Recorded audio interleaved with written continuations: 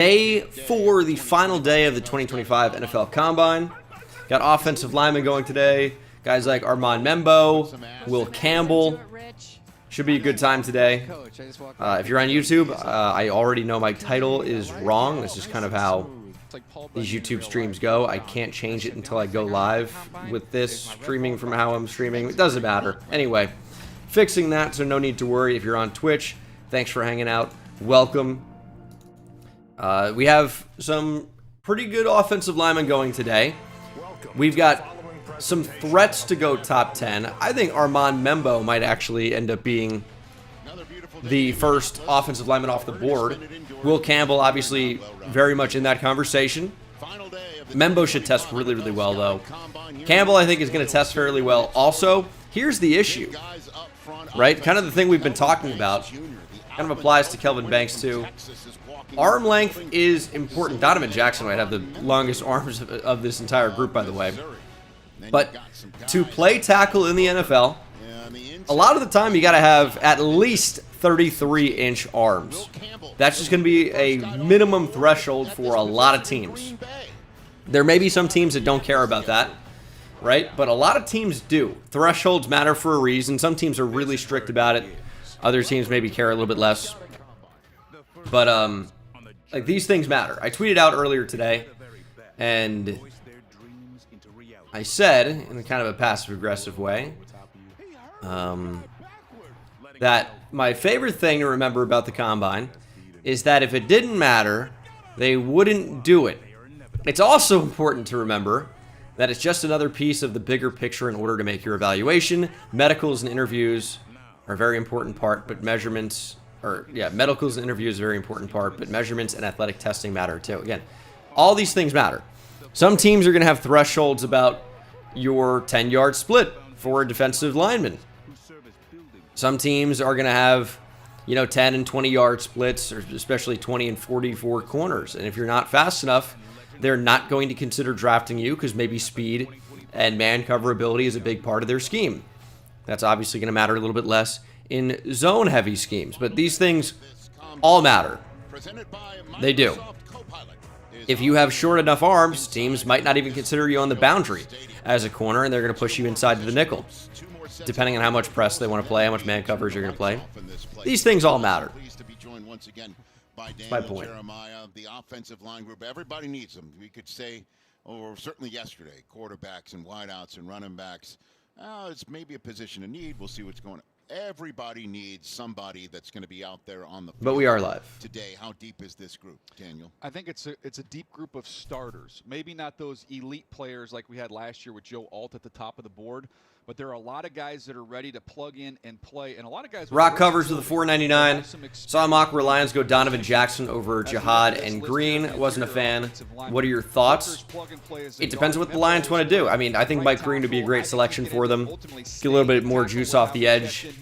Take a little bit of the heat off of Aiden Hutchinson, obviously. But Donovan Jackson is a really good player.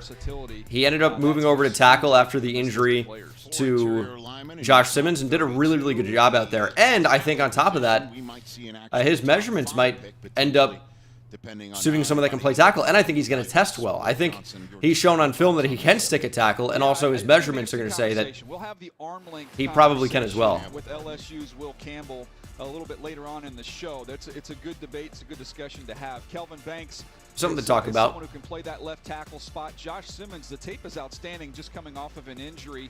And then you've got Connerly and Grant as guys who I believe will hear their names called in the first 50 picks. And Will Campbell is out there getting set for. Let me pop out my chat here. I don't hate Will Campbell. I think it's important to talk about some of these things and hopefully, you guys know a little bit more about some of the NFL, I would say, process. You typically need to meet certain thresholds. I think Will Campbell is an exceptional offensive lineman. I really do. But I know for a fact he's not going to be a tackle on everybody's board. I know for a fact. So It's just one of those things. It's important to talk about. People think, oh, because you said anything negative, and not even necessarily negative. Like, I'm not saying Will Campbell has no future at tackle in the NFL, but what I am saying is that he will not be a tackle for a lot of teams. Well, at least several teams. So it's important to talk about these things, and it's important to note that every prospect is not perfect. You're not being a hater for recognizing that.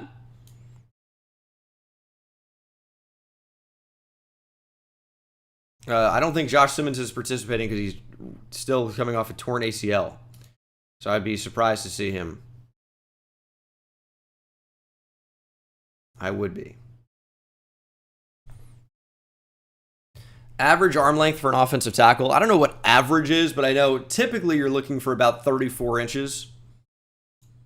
And I think 33 is kind of like the bottom part of that. And again, Rock Covers, thank you so much for the $4.99 to start. I appreciate you. Kellen Banks came in at 33.5. Talks about him potentially moving inside to guard. Again, I think that's kind of something we've been talking about. And it's a legitimate shot that he's going to get drafted as a guard. And he might have a bigger chance to stick a tackle compared to Will Campbell, who came in with 32 5/8. So basically 32.5. It's small. 9.5-inch hands. Again, that's thumb to pinky. Not especially small or anything, but yeah, the arm length will push him inside to guard for a number of teams. For sure.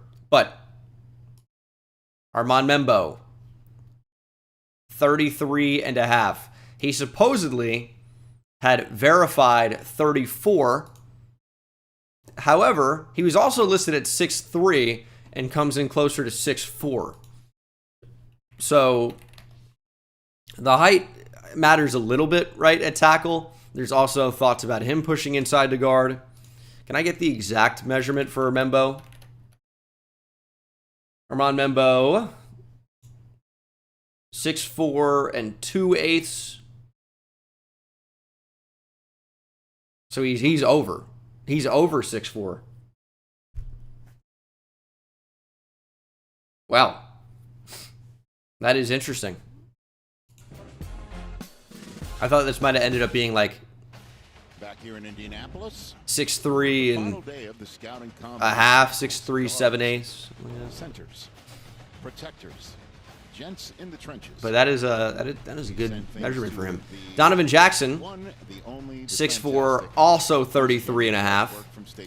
Again, there's a chance he can play tackle. We've seen him do it at a high level. These gents in the trenches, this is my favorite day, and I am going to give you a couple of fine ones here, a left tackle and a guard. Let's start with Will Campbell, the Tyler Booker, 34.5. 11-inch hands. Goodness. The reigning offensive Rookie of the Year. He is a guard, though. I don't think you're ever moving him to tackle. Has been his arm length at the tackle spot, 32 5/8 officially, and he talked on it this week. He said, listen, this has been the case my whole life, something I'm used to, but from high school to college to the pros, all you got to do is put the tape on. You will see how good I am. How tall did Trapilo end up being? It is done with your feet, and he has great feet. Yep, 6'8". And then there is, out of Alabama, the nasty, the mean and nasty. Yesterday was listed at 6'7", but I thought the Senior Bowl had him closer to 6'8". Nasty because he told us this week that he sees the game of football like, quote, legal assault. He said that his mission on every down is to make other guys not love football. These are my favorite players at the Combine, Rich, for good reason. They're fun, and we're going to have a fun day here today. Well, I mean, the arm length of Campbell is a conversation. It's not like he's like the gecko trying to reach for the check, right? But where do you stand on this? Well, we'll have plenty of time to dig into it as we go along, because I can give you some lists of players that have similar arm length. J-Fed, thanks for the tier 1. That have held up at Tim Cosme have shorter arms. I mean, that's another guy that moved inside the guard. Of guys who've ended up kicking inside. I think the league's going to be split on this in terms of where he ends up playing. The comparison for me that I love the most is going in the Wayback Machine. You'll appreciate it. Cosby was 33, so still I remember scouting him out of Eastern Washington. a little bit longer than Campbell. The comparison in terms of the length, Campbell's a little bit longer, 1 pound difference. And Michael Ruse started 9 years at left tackle in the NFL, 1 at right tackle. So there's that. Let's send things over to the concourse before the day starts with Charles Davis and our friend Chris Rose. Chris? Rich, thank you very much. CD, remember earlier this week we talked about the quote from Howie Roseman, who said that I have an unhealthy obsession. We've got offensive lineman 40 times. Again, the 40 time is maybe not as impressive, or not as important, I should say. For offensive linemen, it's really going to be more about this 10-yard split. And historically, an elite 10-yard split is about 171, I want to say.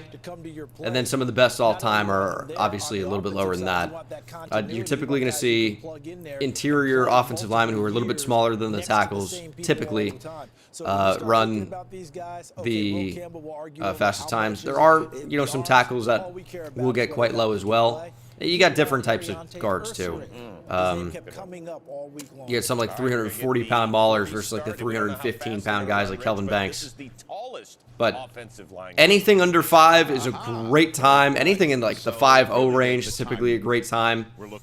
Anything even lower than that is, super elite, obviously. We've seen just 2 offensive linemen in the history of the Combine run sub 4.8. Teron Armstead and Lane Johnson, 2 obviously freak all-pro offensive tackles. Brian O'Neill in that range. Tristan Wirfs. Like, these 40 times somewhat do matter. 5.17. You see, some of the best offensive tackles in the league PFF for that. If we do that for tackles, ran some of the best 40s. For those players coming out. For the good guards in there as well. 1.76. So those are the 10 splits that you'll be looking at. If you're curious about the 40s, 4.92 for those top tackles, 5.11 for those top interior. Thank you, sir.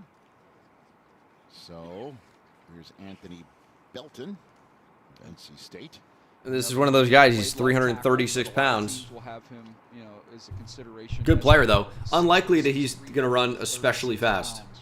He's just too heavy. And can create some real movement in the run game. And here he goes. Here we go, Belton. It's moving all right, though. 5.28. For a man nicknamed by his teammates Escalade. Big-time nickname. I don't think we need to get too deep as to why. That out. Right, there's the Jones family.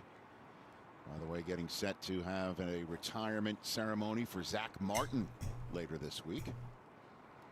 So one of the all-time greats, hanging him up there in Dallas. So that's next on the order of business for that team publicly. Not a good 10 split there for Tyler Booker. He's a really good player.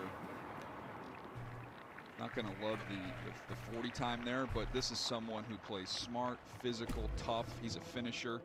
You see the comparison there. Q did not run, if I'm not mistaken. He did not run at all through the entire process. So that's someone who plays a physical brand of football on the right and someone who tries to match that physicality on the left. Maulers, to say the least. And Tyler Booker, when you talk to the folks at Alabama, and they say he was a Will Anderson level leader for their offense since he was there, and the job he did taking those young offensive linemen under. We'll see if we can get anybody into the 1.7s here. It will happen. I think Will Campbell's going to test really well. Team captain's another comp right there. Will Campbell's a really good athlete. So here's Logan Brown. He got out. 1.75. Good time. 5.18. And remember, the 10 and 20-yard split's going to be a lot more important than the 40. Yeah, shorter stream today. I always like to watch these guys when they're uncovered and see what they do. Got something to do a little bit later, so got to head out. And I got to get a video up about the Combine risers. During the move to the on-field drills, might have you guys help me with that. Guest on my show as well. He almost hit 18 miles an hour. All right, this should be a pretty good time for a big guy. Close to 6'6", 320. Will Campbell's a good athlete. He stumbled a bit, but still a good 10-yard split. Right at that 10-yard mark. 5 flat. He's got another run at it. It's a good number. Round of applause from the fans that are gathered here. Right there, right about even before the 10. Well, why don't we why isn't I didn't the blow it. whistle Yeah, I there? was surprised he didn't blow it. But here's Michael Ruse again. You Yanni, see thanks for the his tier arm, 1. that's the number. Welcome back, 58 months. Where you been? List of Hope things have been guys going with well. number We've been back on 33 CS a little bit. inside, Heard you've but been here's talking Michael shit about my Ruse boy stays Tez. on Go top. Ducks. He is very small, to be fair. You weren't wrong. Line from Yeah, I was just saying he's a complete outlier. You're 154 or 154 pounds. It's pretty uncharted territory for an NFL player. He's going to have to add weight. He didn't test great. It's concerning. Over the last 20 or so years that came in and started as freshmen, never lost their job, never missed games all the way through. There's been 4 of them. He's one of the 4. So the availability factor is something to be said for that as well. Here's Josh Connerly Jr. Couple of Oregon Ducks available. Move this over so you guys can see weight. Both tackles for Dylan Gabriel. It's amazing you could see around these guys, right? Well, where do you see the measurables with the 2 tackles? Because you would think they were twins. We'll talk about that in a moment. But here's the run of Connerly. 172. Excellent. 507. Very good time. Excellent times. We say good Sunday to Ian Rappaport. Ian? Yeah, I was actually at dinner last night at St. Elmo's, ran into Will Campbell's parents, who was explaining to them how to ignore all the mock drafts. Just focus on the process. No offense, guys. I love all of your mock drafts.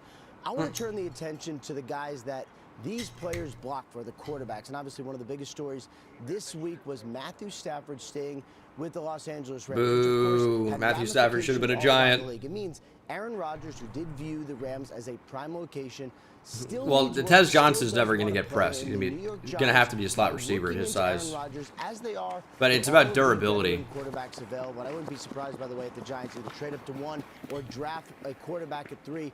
The union between Rodgers and the Giants does make some sense. Let me explain why. Either way, because they need a if quarterback. Draft a quarterback at 1 or 3 or wherever they end up drafting, they probably need some sort of a bridge starter.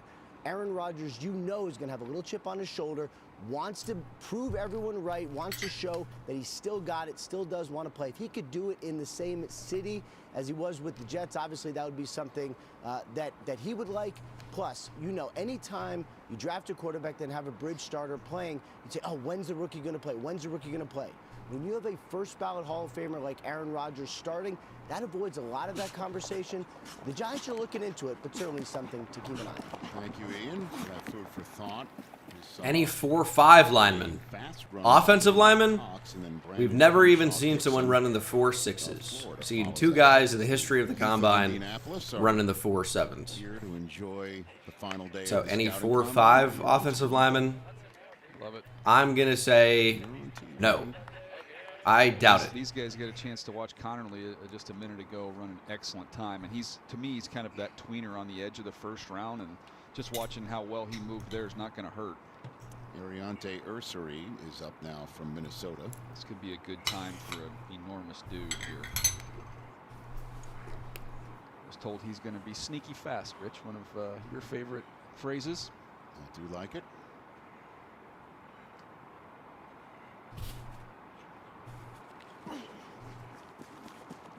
Nice split. He's huge. Wow. That's give me his dimensions one more time. Yeah, so for Ursary, you're talking about someone who checks in at 6'6" even, 331 pounds. He just Very, very good time for Ariante Ursary. Charles Davis. 175-10. College football, I know the conference affiliations have all changed, but if you ever see the name Jacobs Award winner next to an offensive lineman, that's prestigious for this reason. The Jacobs Award in all the conferences that do it, they're voted upon by the opposite number, meaning the defensive players voting on the offensive lineman about who's the best. I use that as a setup because talking with a lot of the edge rushers this week, they talked about Ariante Ursary. Yeah, Will Campbell's performing. But this is the first group of offensive linemen, by the way. We will get a second group there is Miles a little bit later. Just ran a 40-yard dash here. When we come back, we'll show you what went down while we're paying.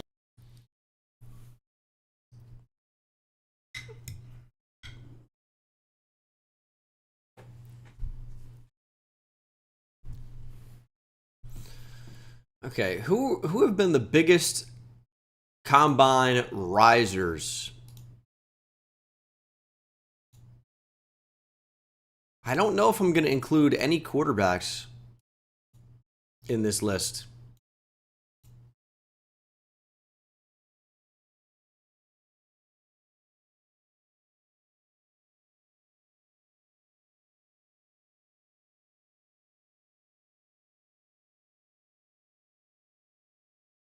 I mean, where did this go?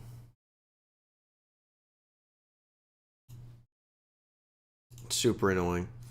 Anyway, I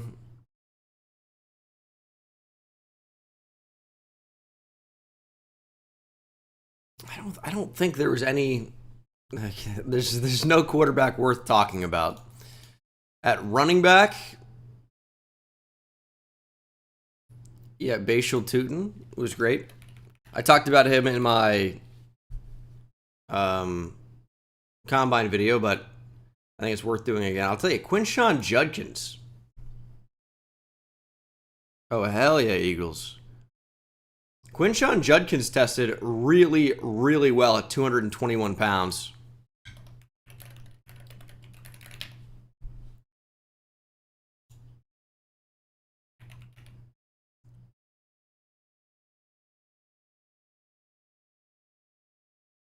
At the offensive line, Eli Cox, 997 right now, after a very good vert and broad for offensive linemen.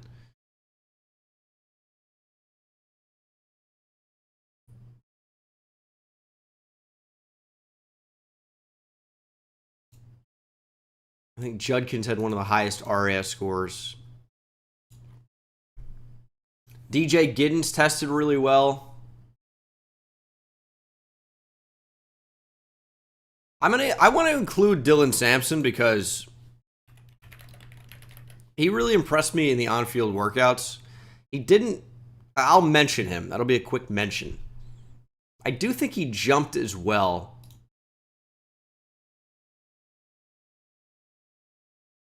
.35 flat.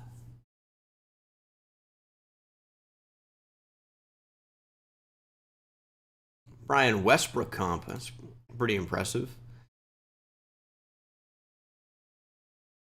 I think I may include DJ Giddens. He tested really well. I've been wanting to talk about him more.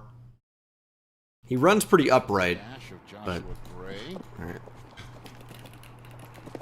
That's 4 backs. It's going to be good enough. Joshua Gray, 170, 10-yard split. Joe Huber, Wisconsin. Yeah, okay, I gotta do Taj Brooks as well. He impressed me overall. I put out a tweet about him. All right, I'll throw in Taj Brooks for sure. Yeah, it's not light on the feet there. The thumps. Drew Kendall's getting out. Boston College. 5:06, very good time. 5:06. All trying to beat Will Campbell's 5 flat right now. Kelvin Banks Jr.'s second run at it. Moving a little bit better this time, it felt like. 5:16. Not just the times, you're watching how these guys move. That was a real easy, smooth run. Anthony belting it out. 5.28 first run. Slightly improved, all right. Go. We're back live with Tyler Booker. See if Tyler Booker can get this down at all. 5.39 to start. He's a big dude, so I mean, you're not expecting anything crazy. Again, he's going to play on the inside and the interior. But like 5'4", that lack of foot speed isn't great. Not going to be an issue. But again, it's not really a huge deal. He gets out a bit slow, but he's a powerful guy. 5'3", 8. You're saying he's going to the Giants? Different neighbors, different spots. I see what you're saying. Different spots. Ladies and gentlemen, Mark Ross. Ladies and gentlemen, show us that hand, Mark. Oh no, I thought he was doing that. He's just fixing his glasses to look smarter. Tell you who's not the weakest link. It's Mark Ross right there. Like those specs. He is doing the hand times for us. Well done, sir. He's money. Highly accurate. He's got a little experience. He's done this for a while. All right, so Will Campbell stumbled his first time. Cleaner. Got out a lot better. How that translates. 4.98. Looks better on the board, right? Yep. We'll see what that 10 ends up being. New best offensive lineman time. Applause from the 5,000 plus who are here today for OL 5. He can absolutely squat the house too. He's a big weight room guy. A lot of moving parts. Connor Colby. Good flow. I mean, that's a party in the back, right? Darn right it is. What that is? Little hockey hair. That is absolutely business in the front. That's why we need Joe Dirt in here today to break that down for us. That's Oots, right? Oots, there it is. Maybe we get that. See if Josh Connerly has a chance to go closer to 5 flat. With Johnny Cornelius. Yeah, it's almost this freaky. Is unreal. Our guy Jack Andrade of NFL Network Research noticed this. We'll get to that in a second. But here's the run of Josh Connerly Jr. trying to beat the 507 he's already posted. He got out pretty good. 507. 506. He He got out well. Yeah, he's really athletic. Yeah, we have arm lengths now for sure. We talked about that at the top of the hour. Will Campbell came in at 32 and 5/8. Kelvin Banks was 33 and a half. Membo was 33 and a half.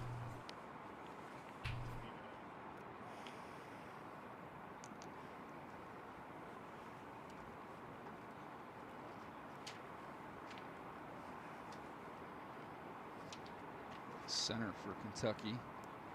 He's with a real wide base. Started 47 games. There he goes. 503. Eli Cox was moving, and 503. he had already posted a very impressive RAS. This is pre-agility testing, and agility testing actually matters a lot more than you would think for offensive linemen. Matthews. But a 997 ranking number 3 out of 622 centers from 87 to 2025 is pretty good. If we got that one, we popped that one up. And I'm going to show you some of these names here on the offensive line. In the 3-cone, Dapping it up. Brandon Crenshaw. we got some very good names.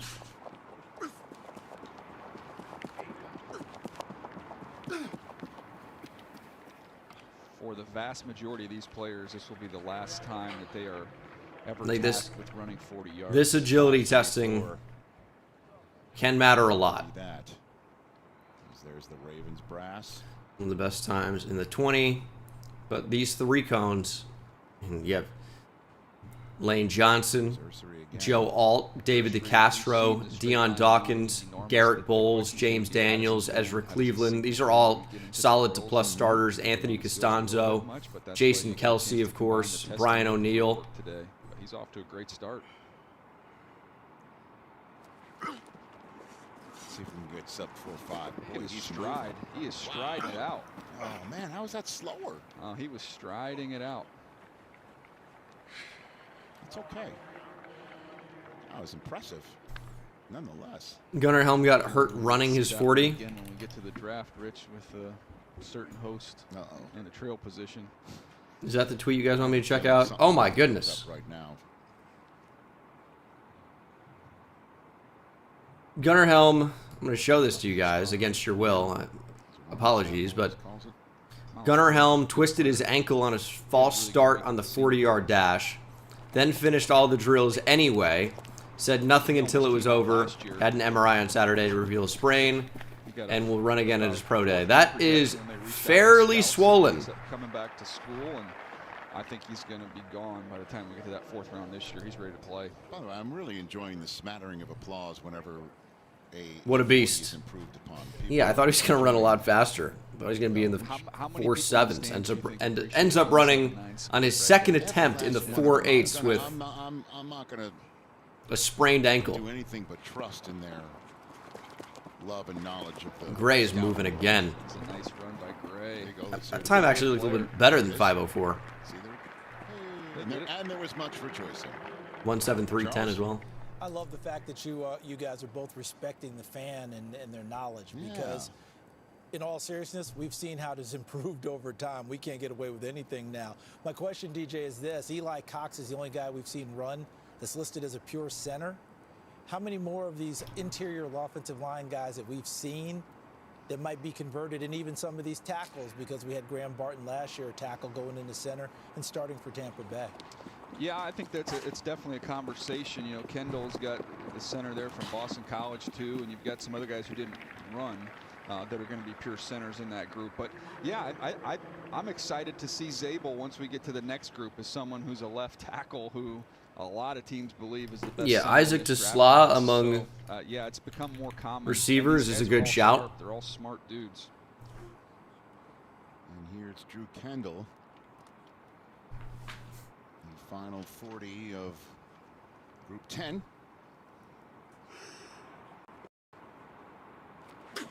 Yeah, Connerly's legit. He's going to end up being a top 40 pick. I think he's got a really good chance to go in the first round. I've had him mocked in the first round if you've checked out any of my mock drafts. Josh Connerly is typically getting into the first for me. He's here today, by the way. They're doing their scouting, trying to get some help. Okay, so the 40s are done. And the future. They're in the trenches. The parents are in the trenches every day, right?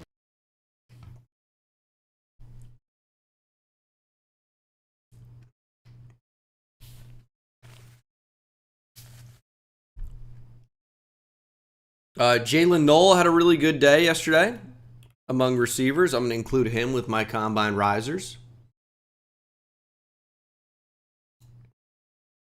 We do have 3 cones. Tez Johnson to Slaw with the fastest 20-yard shuttle, by the way. Tez Johnson with the fastest 3 cone. That makes sense. He is super quick. Well, he's only 150 pounds. Send me DMs if you have video, Eagles.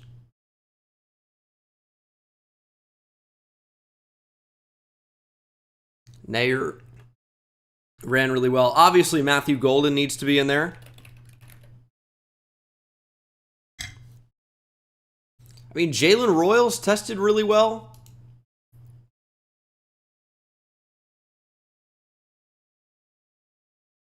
I think he ended up running close to like 4.40. It might have been 4.41 official. Dante Thornton obviously posted a very good 40. I included him in my other video. I was kind of shocked Arian Smith ended up in the 4.3s. I mean, very good time, but I thought he was going to be a 4.2 guy. I thought he would have the fastest time of anybody at the combine. Ends up being the 5th fastest of all the receivers. Dante Thornton. So my 4 receivers I'm including: Tesla, Knoll, Golden, and Thornton.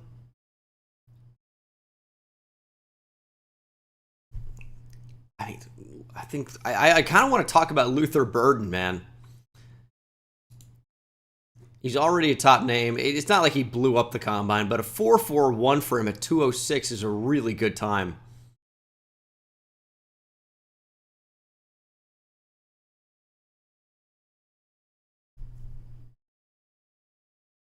Yeah, Ty Felton looked pretty good yesterday as well.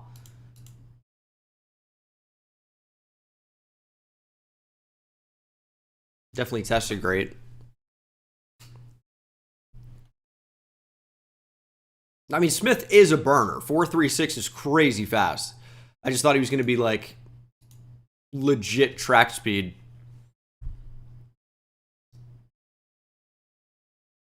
I mean, I don't really want to. I think 4 per position here, if that, is good. I don't really want to make this video drag on. Terrence Ferguson was like the clear winner of the tight end group. For the first on-field drills of the final day at the combine, and there is Will Campbell. Great 10 from Mitchell Evans. 40, unofficially the only one that we saw from this group. Let's break it down, Daniel. Again, someone who stepped right in and played at LSU. He's only 20 years old. He's very smooth in pass pro. He's got firm hands. He doesn't have a real super wide base, but he's very, very strong. Gunnar Helm, by the way, on a sprained ankle. To play heavy-handed as well. You'll see it when he posted a better 3-cone than in the run some game. Other big athletic tight ends. Drive, create some movement. He does fall off late in the run. It's something he can continue to work on and improve with, but look at the next-gen stats here. Reaching over 20 miles per hour. That's impressive and shows you the overall athleticism he has. Rich, in the arm length discussion real quick with him, I think because of the shorter arms, he gets in some bad positions where defenders can get to his chest. but he's able to recover because of that athleticism, and that's what gives me hope that he could potentially stay. I'm gonna put Jalen Royals in there. Guys, Will Campbell, just a reminder, grew up on a farm in Louisiana. And I He asked him this week. That 10-yard what did you split is like just about so elite farm at life? 205 Well, he pounds. said, I just did chores, all the stuff you wouldn't understand. And I said, what do you mean? Give I me don't an want to talk example. about him. He goes, I'll do you a know fifth what receiver. polypipe is? I said, no. He said, well, when you drive through the country and you Among drive by a offensive cornfield linemen, or a bean field and you see all that Josh white Connerly, piping running down the side, Eli he Cox. said, I did that for miles and miles and miles and miles. If any of these Big other part of guys his have work ethic. high RAS scores. To know that. See how Kelvin Banks moves in the wave drill. Going Pretty good. 5-yard wave drill, slide and shuffle. And that is Cowboys coach Raymond Chinyung putting him through the paces. Ursary was a 9.9. Get off the ground. We knew he was going to be a You good wanna see athlete. Just the athleticism, change direction, stay low, bend your knees, don't Put him in there anyway. keep that nice balance and base. I'm unlikely to be able to see the on-field drills for the second group. I'm going to have to leave, unfortunately. Absolutely, get them going and Connor moving. Colby with a You see it, 9.66. you know, most of the time we're talking about guys like this. We want to see so much bend, right? They can bend only so much, but I really love the way their feet are moving, DJ. You mentioned don't be heel clickers. We're not seeing that at all. These guys Is have Logan that Brown the athleticism, former almost like they're guarding someone on the five-star I like Logan Wisconsin Brown, tackle? third, fourth round pick out of Kansas. You're seeing him move right now. He's got quick feet. Does a nice job getting up to the second Or level. is he a different? I Stays can't remember if that was the attached, guy's which I love. name. You know, that Kansas program's doing a heck of a job, aren't they? Remember we got Pooney out of there last year? He played great. And became an immediate starter. Yeah, it is. This Wow. what you're getting. Oh, Oh, look gosh. out! Look out! That's Will Campbell. That's a first round draft choice. We good? We Did you good? see him just Okay, we're wave good. everybody Yeah. off? We're good. He's like, We just heard about his farm life. That, He's good. that did. All right, that, let's Will do this Campbell again. on the ground. Got to keep your feet underneath you. He's moving pretty well, though. He's fell down again. The shoes look good. May look at the bottom of them and see if that's what he really wants to go with. Two slips like They that. look like his game shoes. They look like they're Yeah. purple cleats. They are. I mean- they're the LSU purple. How many hearts were in throats right there, man? Like literally everyone in the building, or what? Yeah, his Watching agent, at home? his agent, his mom, and his dad for sure. I'm glad that was not worse. Josh Connerly should look pretty good out here. Do we want to now explain to everybody why they start them flat on their back, which is the worst position for an offensive lineman ever? You can just see getting up off the ground. There's an athletic component to it as well. It's just how. Here's quick Texas you can legend Hayden suddenly Connor. Pop up. There's an athletic. Did not feature, run, but obviously you're not participating in the going to on-field be in that drills. position. I don't think he would have run very well. Again, it's you're testing for stiffness. You're testing to see, quickness, overall athleticism with these drills. Here's Eli Cox, tested really well. Saw That's pretty good. Hayden Connor for the first time. He did not run a 40. Good rep. Here's Cox, center from Kentucky. How much does a 40 matter for linemen? It's really more about that 10-yard split Nice job. and Staying 20-yard low, split keeping good maybe, pace. but So getting up you're is- very often not going to see an offensive lineman run I mean, what if somebody wanted 40 to yards on a given play. Let's It's just not that say, for important. instance, right here, With the Ursula 10-yard goes split to under. measure explosiveness, that does matter. Sits up and then And gets up you and do looks see some of the around top and says, offensive linemen in the league historically run the fastest 40s, but it's Not not, what they're looking for.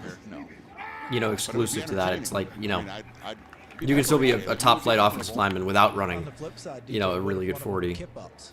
Oh, or yeah, even flip without up, a great like, 10-yard like split. he's a Karate Kid. Oh boy. Now, what if you get that? What do? Applaud. Look out. Fairchild nearly falling down. Dylan Fairchild slipping too at the You middle of that. you try. It's just where the old John Wooden thing, CD, quick and not in a hurry. Yep, be quick, don't hurry. When you try and go too fast, you get out from under your feet. Frazier. I liked what we saw from him at the Senior Bowl, CD. Yes. Stacy. Rich, I just talked to DJ's top interior lineman, Tyler Booker, and he wants to showcase here in these drills how well he moves. We know he has that nasty style, and he reminded me of that, but he wants to show just really how great his lateral quickness is, how smooth he is in and out of his. I'm going to add Joshua Gray to the list as well. I think he's looked pretty good already. Earlier, Quentin Nelson, if you recall. Well, that's one of the guys he studies, loves his technique, DJ, and how well he moves and maneuvers his body. Yeah, they both play with a little edge and a little chip to them. I think. Yeah, Joshua Gray's had a good start to this day, for sure. Coil and Joe Huber. Finish guys that way. Oh, I don't know that Booker has quite that same hip turn, hip torque, and uncoil ability, but he's a really good player, ready to go. Just saw Miles Hinton from Michigan. He didn't run a 40. His dad, Chris, once upon a time, the number 4 overall pick. Donovan Jackson, shockingly, did not run. I thought he would have tested well. He's already moving pretty well in the wave drill. His dad's name's on the stadium.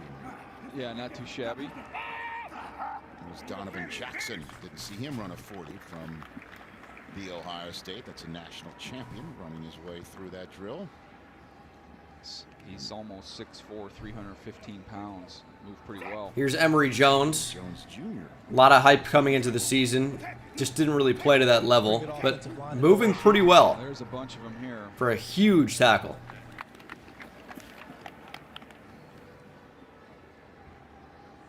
There you go. That's his dad's name on the building. And if you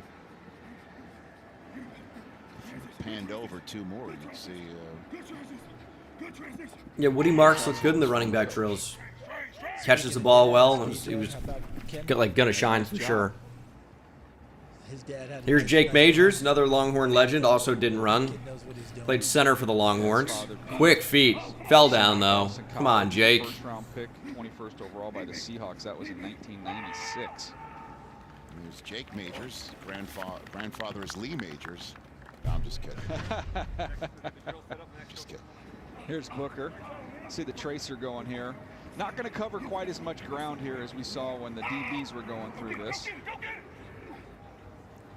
There's Connerly. He's getting them moving a little bit better there.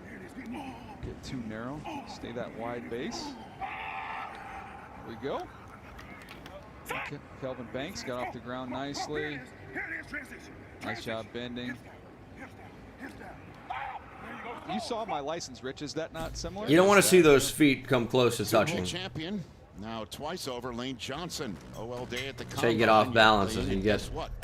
You're subject to sat the down. Simulcam presented by Rocket. My money's on Lane. I remember that one. Lane versus Will Campbell, and last year's first taken off the board in Joe Alt, and Lane dusts them all.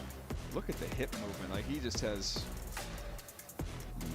That's a former tight end right there. It is offensive line day at the Combine.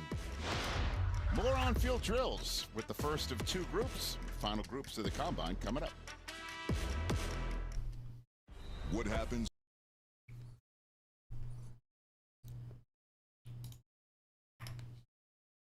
All right, let's move to defensive linemen. I already have a couple that I want to include here. Shamar Stewart, for sure, needs to be in the video. CJ West needs to be in the video.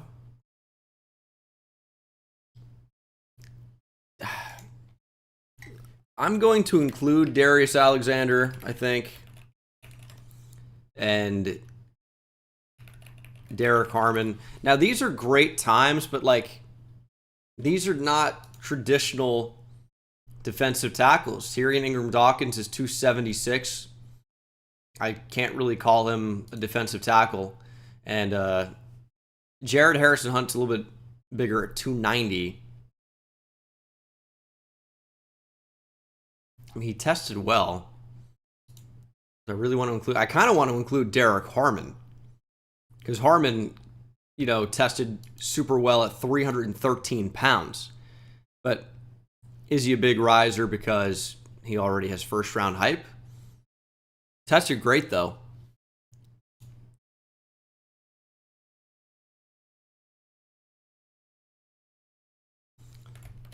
Let's see what the RAS is for Harrison Hunt.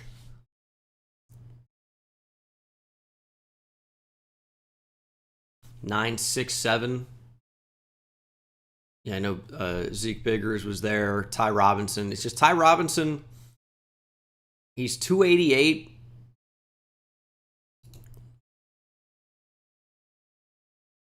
He obviously tested phenomenally.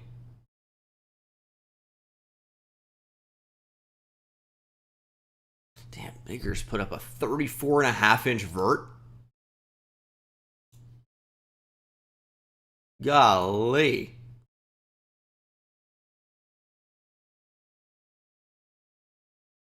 That's pretty good. Maybe I'll split it up to like defensive tackles and then defensive ends. Or maybe I'll include more. I am going to put Biggers in there. I'll throw in Ty Robinson as well. His testing just was crazy. Of the D ends,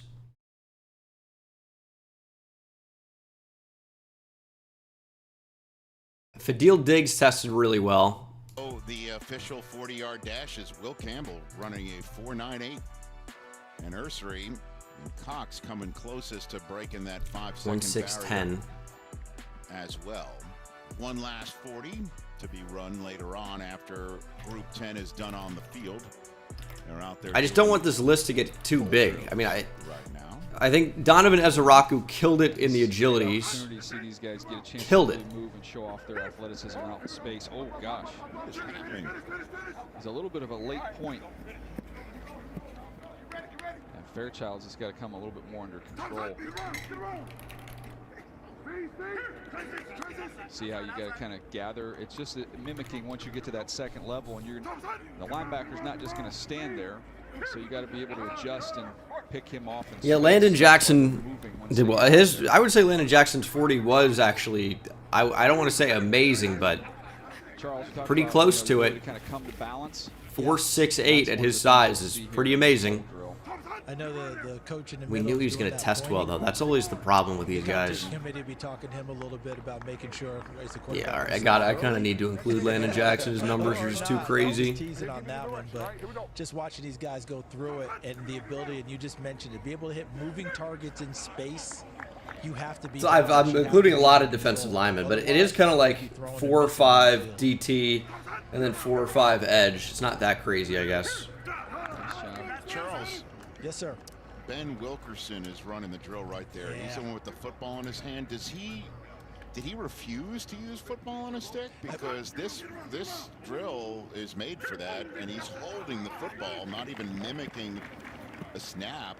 What's happening? I'm going to put Jordan Birch in there, too. I want to talk about him. Your statement that is a homework. But he only ran the 40. He didn't jump, So I will but get you an answer. I actually demand. I'm going to take him off. I But understand that what we're doing this is very impressive I am on it at as soon as- 280 but if I could pounds. Jump in the middle because one of those big guys might hit Of me. course. No, obviously football on a stick doesn't work when what he's doing to when a center prospect gets Right, out there. and he hands the football to him, and they go ahead and snap it. Right. Any players' athleticism stood out to you? We're actually making a list right now of players I'm going to talk about later in a video on my YouTube channel.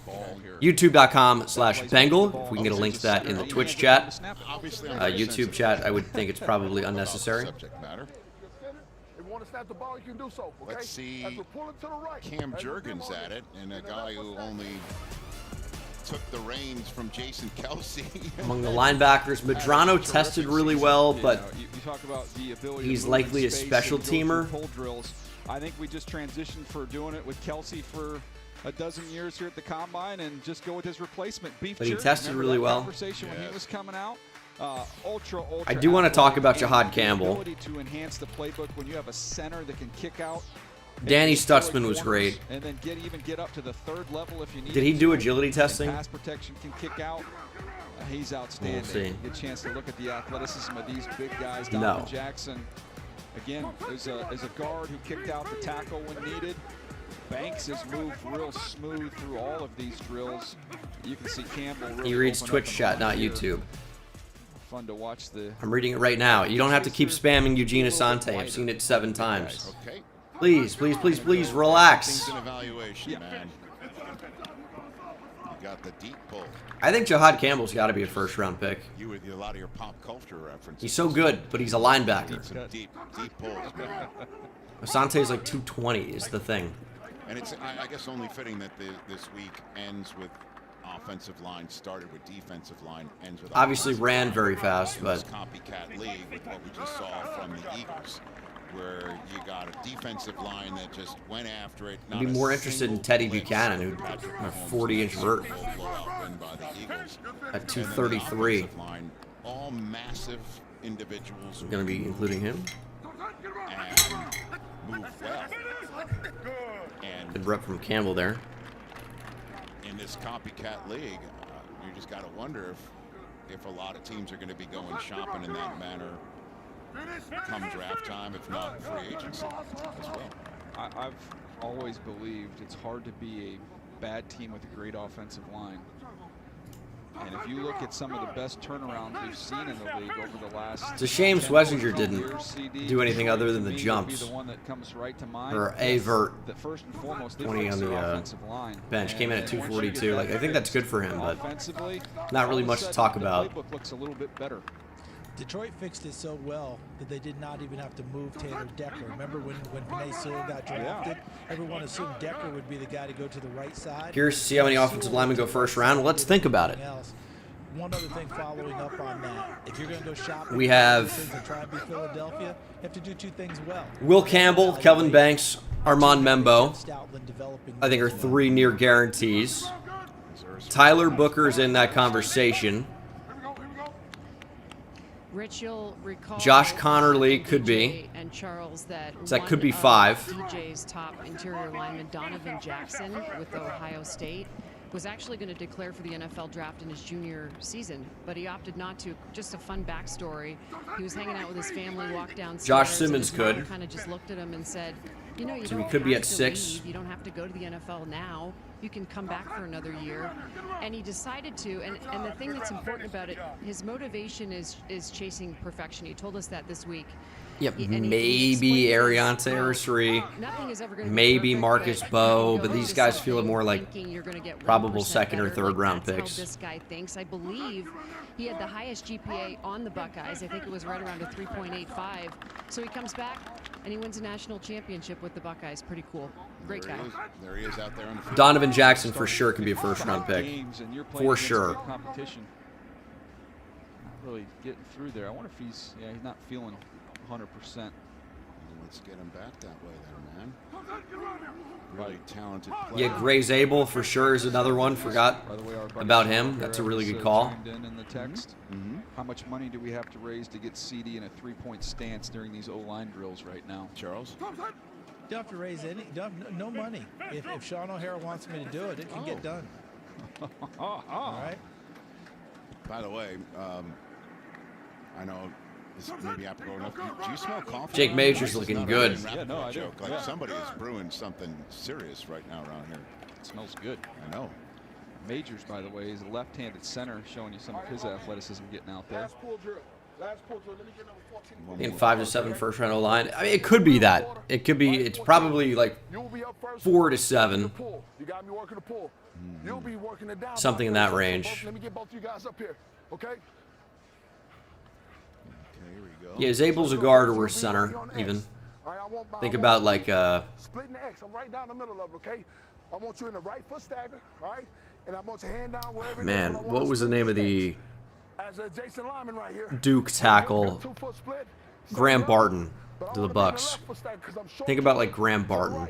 For the down block, you got me? All I want to do is take our angle to anticipating a 2-eye or a 3 technique, and I'm trying to watch this thing down. I want to see 3 steps full speed and then clear out to give him room to get around. As I'm around, okay? I'm opening this hip. You go through, short pull, I'm going straight north. Coach is gonna Yeah, let you're you lacking like the give me true the studs on the direction. offensive line, but there are starters for sure. You got me? So just to demonstrate this real quick. Here you go. Same cadence. Turbo set hit. Turbo set. Good. Good. That's what we're looking for right there. You got me? I like it when Everybody drills good look right like there. football. That's this You know, offensive line. This For is the real guys that wanna football snap the here. ball, If you're the down block, don't worry about it because we don't want to get into the way Don't you think of the they should pull. have You got him me? hit But if Fred you are the pull as a center, at the end? if you No, want to Did we snap, not? you can Did do we that as not well. do it on That's nothing? the Was No down chance in block. hell Will falls Just to the tight end. Chicago. Yeah, maybe not in the second round, but there's a chance for sure that Let's go. Cheer everybody on. Will Campbell gets to 10. I like when they get Where the back Bears zone, are. and You gotta not say dumb things like that. There's no chance in hell a fringe top 10 prospect falls to 10. Yeah, there is, actually. Start out with number 1 and number 2. Number 1 will be the puller. Number 2 will be the Coach down block. Wilkerson's getting in Whoever his the down cardio blocker here, is, running you're these next drills. to pull. You got me? That's the order. The next person The draft, there are no certainties, really. Get set up for the pull in the very next rep. You got me? Everybody good to go? All right, here we go. First 2 up. Yeah, the class is kind of it's lacking like top end depth, but again, there are like starter potential players all throughout. You just don't have many blue chip players. You don't have many true first round talents. You're gonna have a lot of like Here we go. On turbo, set hit. day 2 grades that get into the first, and you still have like day 2 guys in that range, like for day 2, early day 3 maybe. I think there are solid players in the middle where it's tough to differentiate different guys, but That can get your direction. lacking some true top end Your skis. talent. Thomas, here we go. Good. Get around. That's it. Good transition. Next up. Thomas, here we go. Get around. Good. Logan Brown. That's it. Good job. Good job. Here we go. Here we go. See guys as they finish here too. Is this Colt? This is Will Campbell. Good. Good. He can get out and run. Colby, who's up next, he is a Dan Feeney body double on the Thomas, here we go. puller Good. right here. Tighten That up that flow, pull. Now tighten up very, that pull. very Tight reminiscent pull. of Dan Feeney coming Tight out of, I pull. believe, Indiana back in the day. Thomas, get around. Good. Can I make a suggestion for another drill or two? What do you got? If you had the bags, you could try and see Thomas, how say good. Good. Good. these lineman snap this? prospects Here we go. hide holding. Right in the middle of And that. that's an art. Good. Yeah, I think you'd have to have jerseys and pads and everything to get a good feel for that. And then you can have another drill where they have the international symbol of arms up, I didn't do anything. And whoever has the most subtle one of those, that's a draft grade that goes up. Yeah, usually when the hands Come on go up, now. the flag comes out. That's No, something I to know try and that. coach that out of But you. if you try to, Good. That's it. Finish. there's an art to this thing. Is all I'm Of saying. corners, I know it sounds cynical. I mean, Yeah, Jahdae we're Barron's talking got to be on the science, we're list. thinking the art part of it, and He tested so well. Excuse me. They're both highly practical. Maxwell Hairston, even though we knew he was going to test well. That's it. Finish. Frazier. Darian Porter tested really well. See the difference in guys who finish too. Excellent finish there. I'm full of ideas, man. You're the idea man. I This am corner not. group ran really fast. We've never spoken, but you've told us many things. That you love stargazing. Basically, everyone opted out of the and occasionally your agilities. right foot gets a little heavy. The Lexus ES. I think I'm going to throw Caleb Ransaw in there as well. With you. He tested super well. Domino's best deal ever is almost gone. Get any pizza with any toppings for just $9.99. So many names. Like it seems crazy to come out with a video like this and talk about like 25 combine risers, but kind of what we're looking at. And then safety, obviously, Nicky Manwari is kind of like the one to talk about, which again is not a surprise, but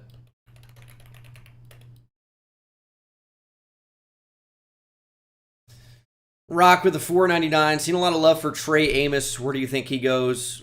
I've also seen some Rebel hate recently. Amos, I think, goes somewhere on day 2. I don't really think he's a first-round guy, but maybe a team likes him enough. He was really solid in the best conference in college football this year. It's always going to be the SEC, I would say. And I don't know what the Rebel hate could be other than small school guy at ECU that doesn't tackle. Because his size and coverability to go along with his speed is really, really good. Let's see his official measurements.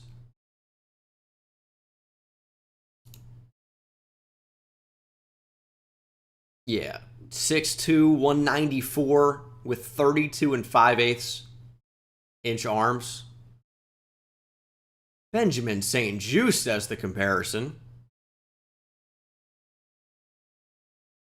I don't see that at all.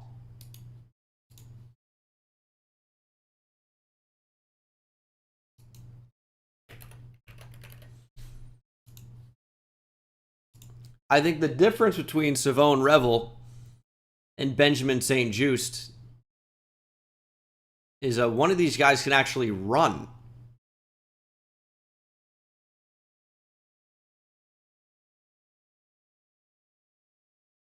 Did he not run?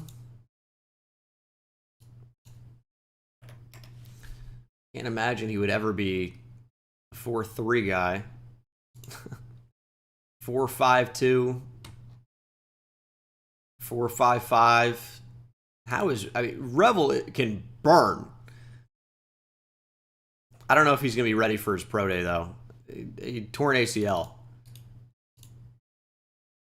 in the season. But actually, I have even better, Rich. I have Coach Ben Wilkerson from Cleveland Browns, who ran the drill, former excellent center in this league. Coach, Rich Eisen, this is his baby. No football on a stick. You were out there conducting your drills without it. Do you have an explanation, sir?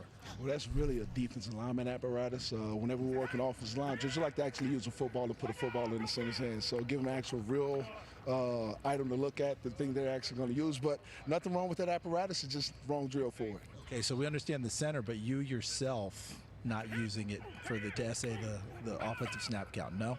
No, I mean, we like to operate off of cadence and see if these guys can come off on time with the verbal cadence and everything, which is utilized in the league. And so try to give them that parameter more so than the ball. We got to move. We got to go when the quarterback goes with his cadence. All right, thank you, Coach Wilkerson. Well Rich, done, you have your Davis. answer. We do not mix O-line, D-line. No, we do not. I had no idea that it's a DLA. A defensive line apparatus. I had no idea I was messing with DLA. he was working in some big ones. Apparatus. Well done, Drop Charles parameter Davis. in there. Speaking of hard hitting, we do have a bag out there. I like having a bag. Dude's doing his best Stephen A. Smith impression. Daniel. It's a kick. It's the pass set here. So a little kick slide here, getting a punch. And then you're having to redirect a little bit. It's just mirroring what you would be doing in a pass set. Okay. And then at the end, they're just asking you to open up and run. So we'll get off, then get up, Redirect. then go. Yep. Billy Bowman, I think, had a pretty good day Out, then you got to get back in with the and then they want safeties. you to recover and run. Siegel obviously tested really well. Interesting how hit the bag. I like how it's like a baby Bjorn quality to this. As did Keaton Crawford. I just think he's a special teamer, but That's a correct description there. It looks like a little neck. I'll or include something both those soft on the guys. neck as well. Marcus Siegel, Look out. Careful. Keaton Crawford. Do I want to throw Billy Bowman in there? Atlanta in the hat. Coach Ledford coached Kai Becton at Louisville when he was coming out. There it is. It's a fit shield, everyone. Yeah, he tested really Double well. zeros. It's a lot of names, though. But, all right. They call that the Duckworth Shield. I think I've got my list. Kevin Duckworth. Wow. Jeez. I wasn't that. Got a lineman you think will go higher than everyone is expecting right now? Wait a minute. I would say Marcus Bowe, I think, is going to end up being a fringe top 50 pick. We'll see. Charles Grant, I think, is going to be in that same range. Nice feet. We'll see about Cam Williams, but Frazier, I think, is going to be a guard. I feel like the potential is so elite It's interesting that you bring that up that he's going to end up going fairly early. From Michigan, because you and Rich have 6'6", so 317, described, 11 and 3/8 inch hands, 34.5 inch arms. And look at Hinton with his size. Would he be the type of guy to be a candidate? Because you guys are talking about how the league tries to copycat success.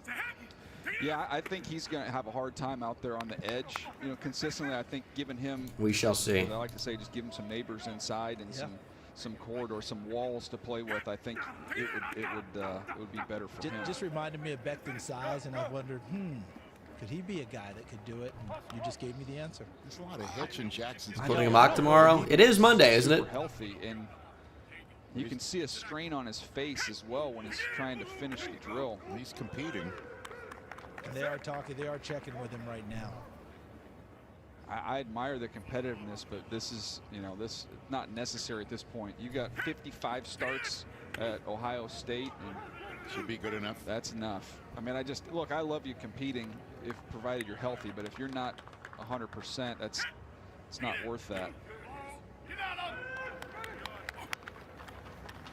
How is Chris Ballard checking in on him? The GM of the Colts is down there. Just be smart, man. This is keep the main thing. Yeah, we showed that earlier gig. The helmet ankle was crazy.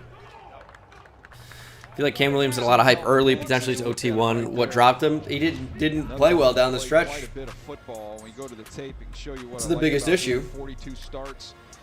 Excellent balance. He can big penalty guy too. Balance. He's fluid. The redirect, which we've seen in these drills, these pass set drills. Very easy mover in that regard. In the run game, can you get some movement? Can you displace defensive linemen? He can. Like to see him stay attached a little bit more. But then getting up to the second level shows you some of that athleticism. Proper angles when he gets out there. Here he is working as a puller, just able to unload with the shoulder there and got a little fired up about it. But Brian Balaga, nice comp. Very similar. Very similar athletically. Across the board, quite honestly. It's fun to see what the computer can shoot our way. That's a good one. Talked about that balance. There you go. Get out and go. Stacy?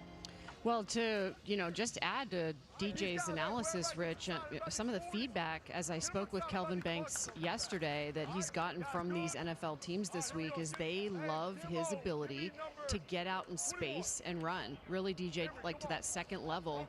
And he also said that, his ability to recover on different blocks in like tight windows and tight situations, in pass game sets, is something else that's come up in conversations that these teams are really loving about him. Now we're going to do this drill, but going to the left. By the way, just one final text. Mason Taylor's a big riser. I mean, he didn't really test. Rich talking about looked good in the on-field workout, but okay. I understand that. I don't really know what we can say about him that we didn't already know. I don't know if he can be a combine riser when he didn't on 50% of every snap. Test at all. I might take the over. But he's a really good player. Banks was at Texas his whole college career. He was originally an Oregon commit, but decommitted and flipped to Texas. Booker, Booker, we've seen the times, and I don't know the foot speed is, up there with where you would want it, but one of the names that came up when you go through the comparisons with some. I don't know that Mason's a first rounder, but I mean, it wouldn't shock me to see him go early day 2. I believe, right, with the Dallas Cowboys, and was an outstanding interior offensive lineman. Well, we got a second blocking Bjorn out there.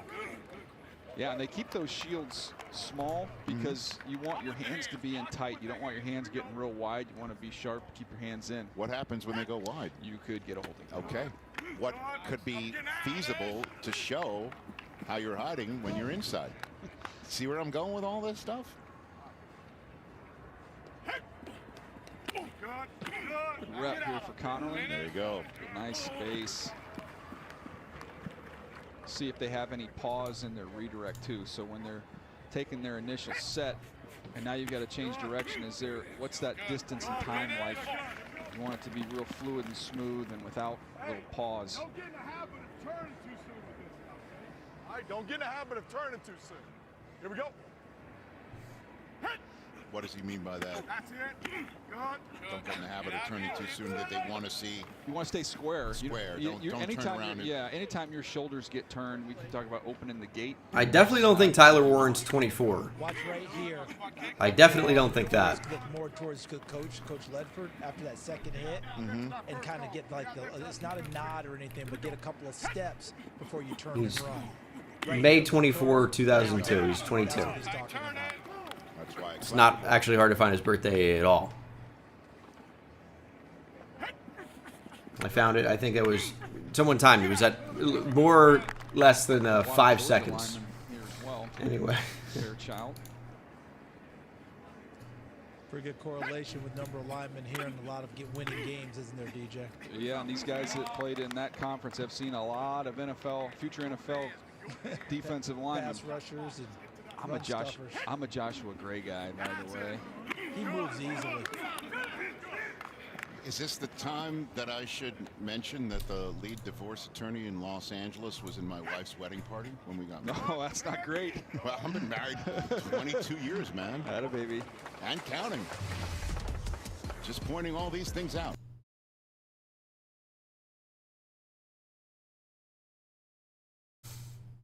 Linemen look pretty good so far, though. A few of those guys standing out. We'll have another group going later.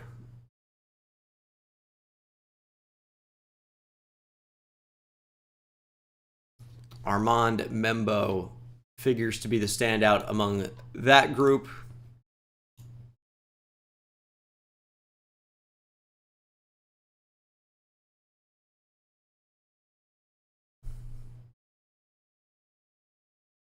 Who else? I mean, Gray Zabel is going to be one to watch among that group as well.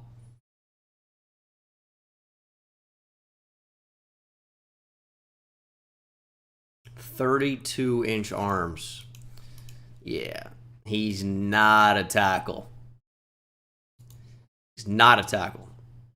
What did Bo have? 32. See, he's listed at guard. Why is Gray Zabel not?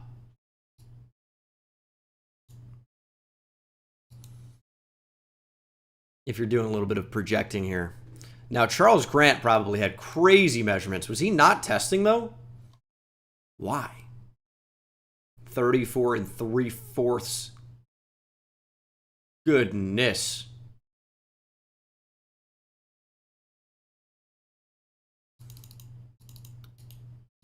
We haven't seen Charles Grant at all.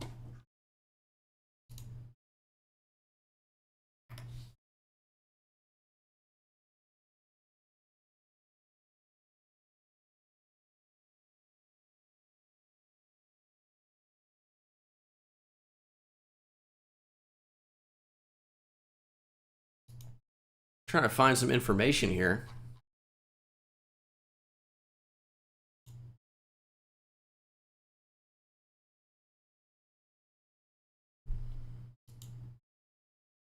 But yeah, I guess he's just not doing anything.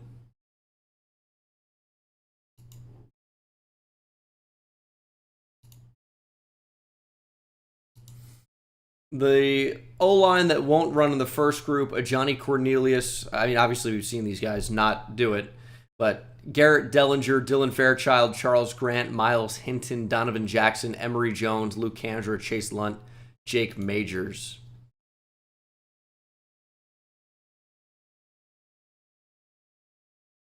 Which is weird because I really thought Charles Grant was going to end up testing really well. Spencer with the 279 Canadian. Feel bad your Giants last played in Houston in 18. I'm not. I want to watch that fucking terrible team. Going through the pass pro mirror drill. Once upon a time, there used to be another member of the offensive line class who would be sort of the rabbit that the one who's doing the mirroring is trying to mimic, but Will Campbell and these prospects now out there on their own. Kyle Devin of the Chicago Bears new coaching staff is running this. Charles Davis, take it away. Yeah, I think Cam Williams probably goes somewhere on day 2. Jackson, and wondering if everything is 100% with him. And the last drill he went through, at the end of it, he had a little grimace on his face. And I said, the Giants currently have 0 quarterbacks under contract. He defiantly said, "I'm doing great." And just So not Drew Lock, not Tommy DeVito, obviously not Daniel Jones, not Tyrod Taylor, not Geno Smith, not Eli Manning.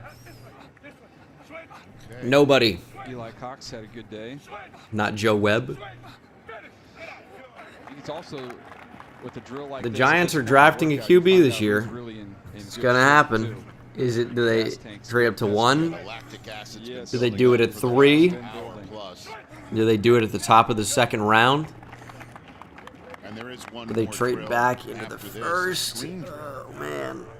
As you could see, there is Jackson getting some assistance from the dynamite training staff that is here. The training staff watches every prospect like a hawk, and they are on it the minute that they're... What would I be willing to give up for number 1? Nothing. I don't want them to do it. Alternate drills for some centers, some select participants from the group. I want BPA, and it's not a quarterback, but they need a QB. They really do, and they're going to force one probably. Move around. Here's Frazier. He's going to be a good guard. I think he's going to play for a long time inside. He can recover as well. CD inside. We saw at the Senior Bowl. Absolutely. We saw a bunch of it.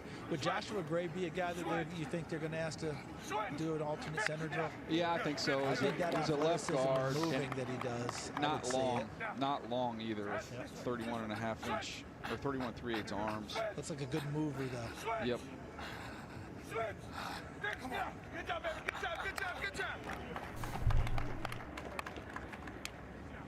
If Abdul and Travis go 1 and 2, you still wouldn't want Word at 3. I don't think that happens, but finisher in the run game. He just had a tough one against Alabama.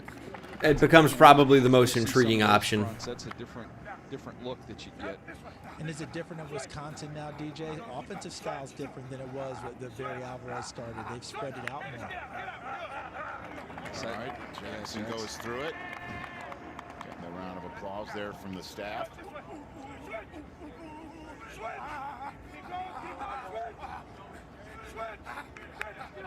They made Emory Jones work on that one. Any combine risers? Yeah, there are a few. I'm going to post a video later on my YouTube channel, youtube.com/Bengal. He was doing those drills right before. Where we'll be talking about some of the biggest ones. If you want to say anyone's a riser, which I think is kind of silly. I'm going to do the video anyway. But he's got under 31-inch arms. He's a good football player as a center. Can get out and move in there will be a space. video. Quinn with the $4.99. Thoughts on Holland Pierce down the board. 36-inch arms at 6'8", 340. Haven't watched him, but if he's got 36-inch arms, that's pretty ridiculous. Oh, you know, I've maybe seen a cut-up of this guy from New Jersey. Gotta love it. Again, here's the latch and movement. Just want to see him. Yeah, that's incredibly huge. 6'8" with 36-inch arms are insane. We go through the mirror drill here with Tyler Booker. Here's Will Campbell. For a guy this big, though, that's a difference between the interior you wonder how well he moves. The movement difference between those two guys. Well, you wanted a thicker tracer line. You're getting it here. It is a little thicker tracer line. I mean, it's just that they're going back and forth and just kind of widen it out that way. I see. You don't really want another. Next gen stats. Not that he's the worst, but Daniel Fa'alele. 47 miles per hour, quite impressive. Bank with the $4.99. What would send you into a darker madness? Trade up to 1 for Ward or trade back into the first and take Dart? That's a good question. Probably trading back into the first for Dart. It is. Watching his mates go through the final drill, the screen drill.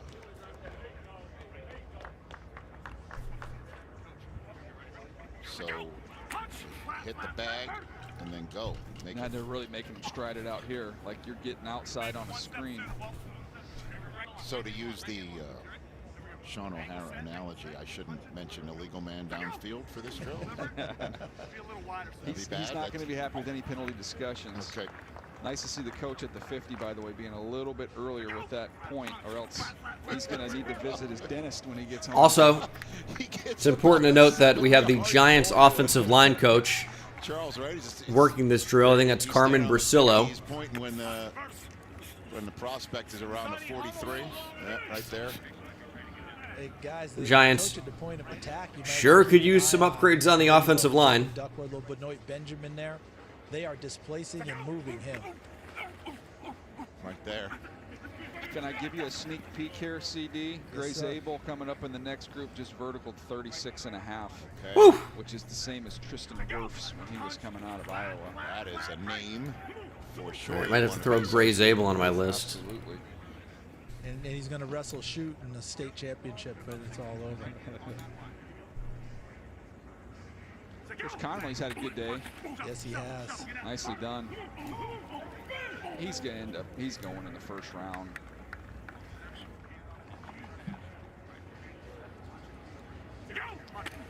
Hayden Connor, look at these guys have all started over 40 games, man.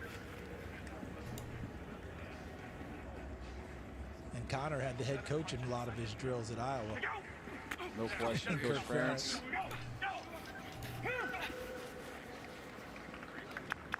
Eli Cox is a center. Here's Crenshaw Dixon. Get out there and run.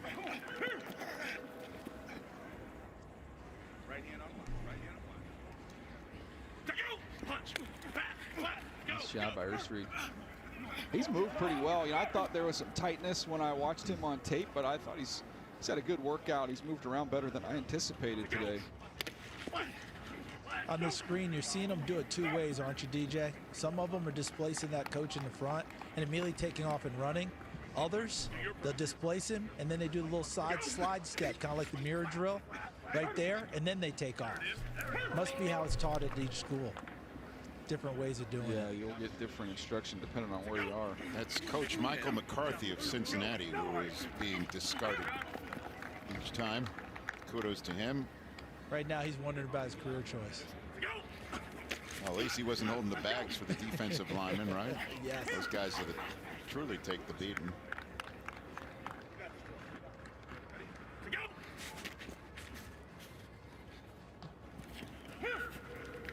The nice thing, as you look at the coach there with jumping in, DJ. Yeah, we heard Gray Zabel vert 36 inches. I don't know when they're going to update to the second group, but that's very good, obviously. Well, the good ones have it underneath now, right? You're not holding the shield anymore. So Donovan Jackson has looked the entire day like he's doing things at 20%. Is he hurt? Make a small injury worse at this point in time. Well, this is the last drill. So do these guys also do the flip into the end zone and run to the end zone like all the other position groups, or what? There will be someone capable of doing it, Rich. These guys are uber athletic. I mean, we've Let's seen see it. if they do it. Well, I'm going to speak on behalf of all their agents and advise them not to. Well, they're the tallest group, and there are no goalposts to dunk on, so they're just going to clap, and let's see what they're going to do. I was high on Deion Walker's potential like preseason. Didn't exactly dominate in 2024. His pad level just consistently gets too high, which is not surprising for a guy that's that tall. All right, so some of them aren't done. Most of them are. And so the rest of the offensive line group, they're at the vertex. So, hey, Coach McCarthy of the Bengals. He's been thrown out of the Lucas Oil Club, man. That is not just the shield that's taken some damage.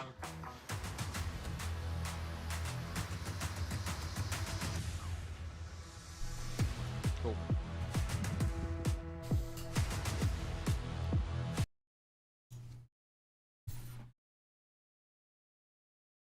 Donovan Jackson could just be available to the Texans anyway. I feel like every team this year would love to trade back. Not if you're in the top 10. Probably not. There's so few blue chip players in this draft. If you could trade down anywhere else and end up getting picks next year, that might be preferred, but that's going to be tough.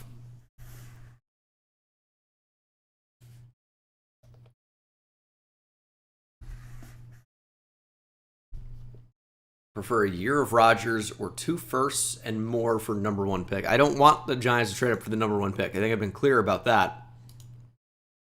I don't want a quarterback in this draft. Cam Ward probably has the most potential, but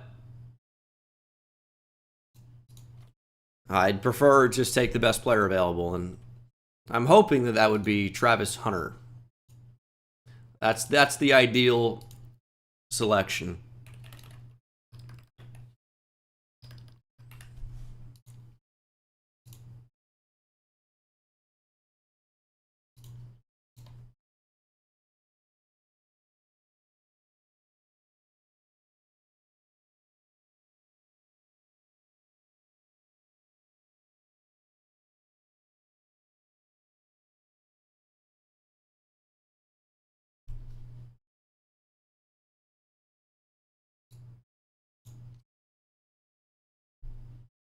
Yeah, I could see Tyler Shuck getting into day 2.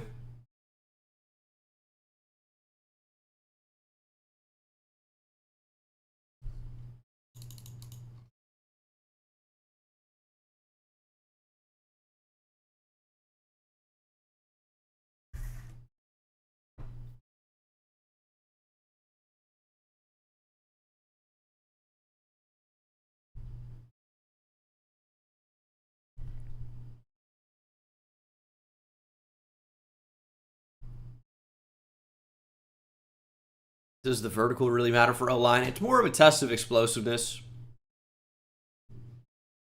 Like, the jumping is never about how high can they jump. It's about explosiveness. Will Campbell 9.5 in the broad jump. He's tested really well. It's just the arm length is the concern.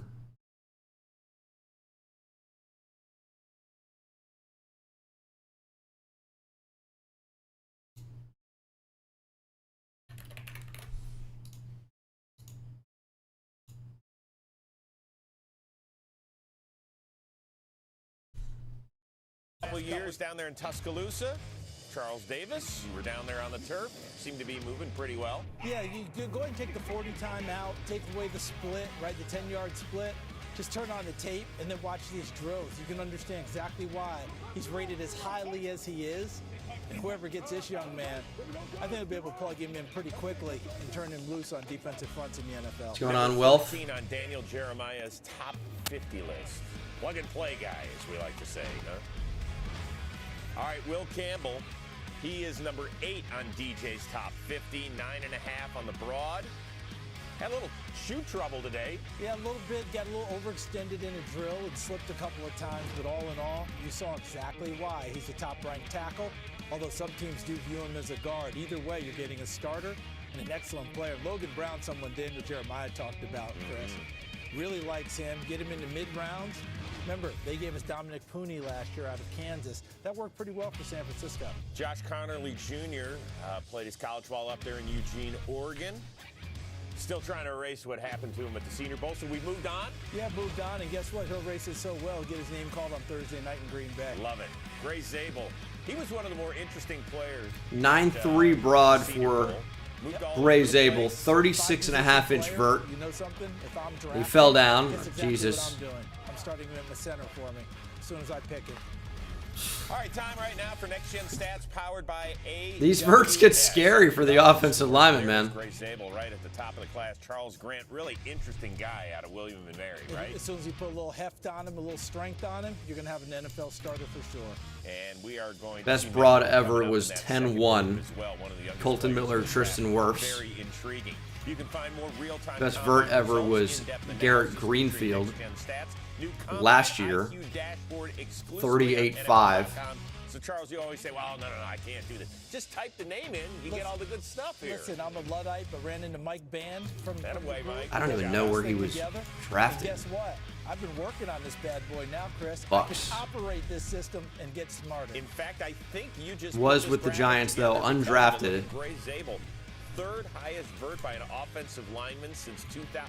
Third highest. And notice what everybody on that list, guys who are playing in the NFL. Yeah, Tristan Wirfs. Wirfs. If you're on top of Tristan Wirfs and something, yeah, that was a guy who used to jump out of the pool to go do his thing, and right? that was a guy who used to take people and just slam them down to wrestling mat and pin them. All right, let's show you some highlights we saw from Group 10. Ray's Able going to be right in here. Line groups, and we got Group 11 coming your way, and then that'll wrap things up in the 2025. It really is one of the best offensive lineman verticals of all time. Off the turf, and let's see, move them feet, Dancing Bear. Look at that. It's just like the basketball wave drill, right? And that's exactly what this is for an offensive lineman. Don't have your feet come together, stay balanced, and then be able to take off and move. Look at him pull, turn. All right, get direction. Who am I going to go hit after that? Hit those moving targets. When you're able to do that on the run, that means you're balanced, your vision is there. Look at him pulling, getting upfield, and running. 28 starts, all at left tackle up there in Eugene. Just think, nowadays, you're getting a Big Ten offensive lineman. Johnny Cornelius and his teammate Josh Connerly have nearly identical measurements. Both 6'4" and 5/8. Cornelius was 3'10", Connerly's 3'11". Another highly ranked offensive lineman, another player that they talk about, does he have the proper length to play tackle? I think as you watch these players work and you watch their footwork, you do realize that sometimes if you don't have a quarter inch or a half inch, you know, in terms of your length of your arms, they make up for it by their athleticism, their footwork, and their determination to stay in front of people. Rashawn Slater's arm length isn't ideal with the Los Angeles Chargers. How many people do you see it get past him and get to the quarterback? It's rare. So that opportunity for them to be there, you see it. And then we look at his footwork by Banks. It's so fluid, I thought. Absolutely. And you know, remember, this is 300 plus pounds that's being this fluid. He is not the top-ranked offensive lineman on Daniel Jeremiah's board. The man who is standing by right now with Stacey Dales. Yes, that would be Will Campbell, the LSU left tackle. You barely missed a start. I think it was like one freshman game and then the bowl game. A man of consistency.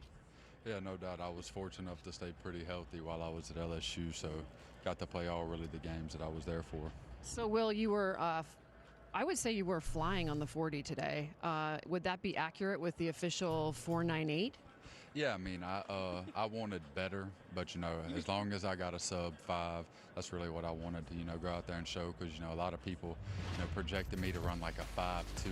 So I had to go out there and, you know, prove them wrong. Well, they were very wrong. Sounds like a Bordeaux video. I was a little concerned a couple times you bit the dust, but... Yeah, I busted my ass on one of them. It's an interesting laugh. Fortunate enough to go over some of these drills this morning, and, you know, so I kind of had a feel for some of them. One of them I just kind of lost my footing on it, but I was able to pop right back up and get another rep of it.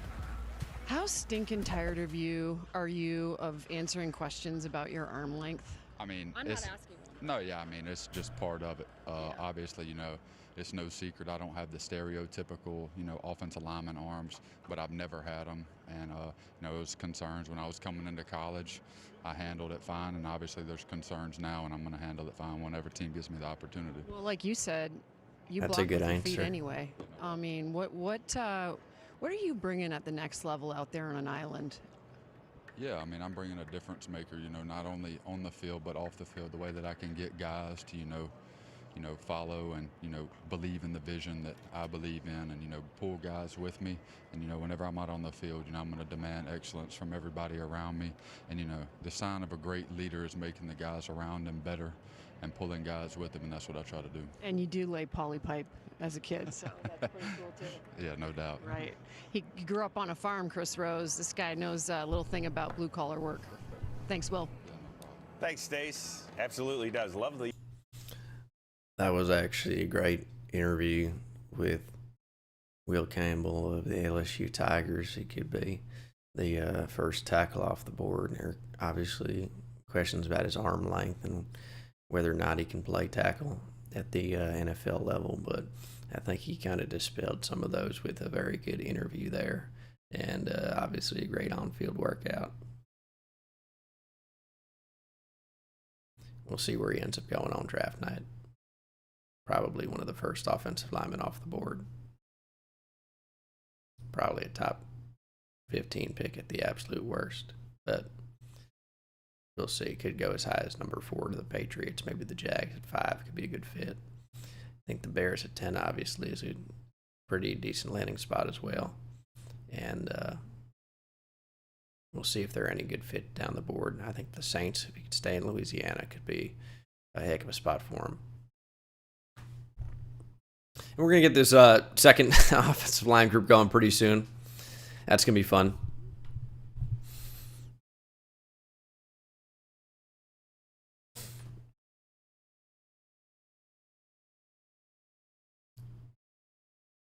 That a class with him and he always sounds like that? I mean, that makes sense. It sounds like what he sounded like. Well, the next generation of NFL players will walk across out in Green Bay Thursday night, April 24th. It's all happening right here on NFL Network. Can you believe it's 7? All right, let me hit the bathroom real quick, refill my water.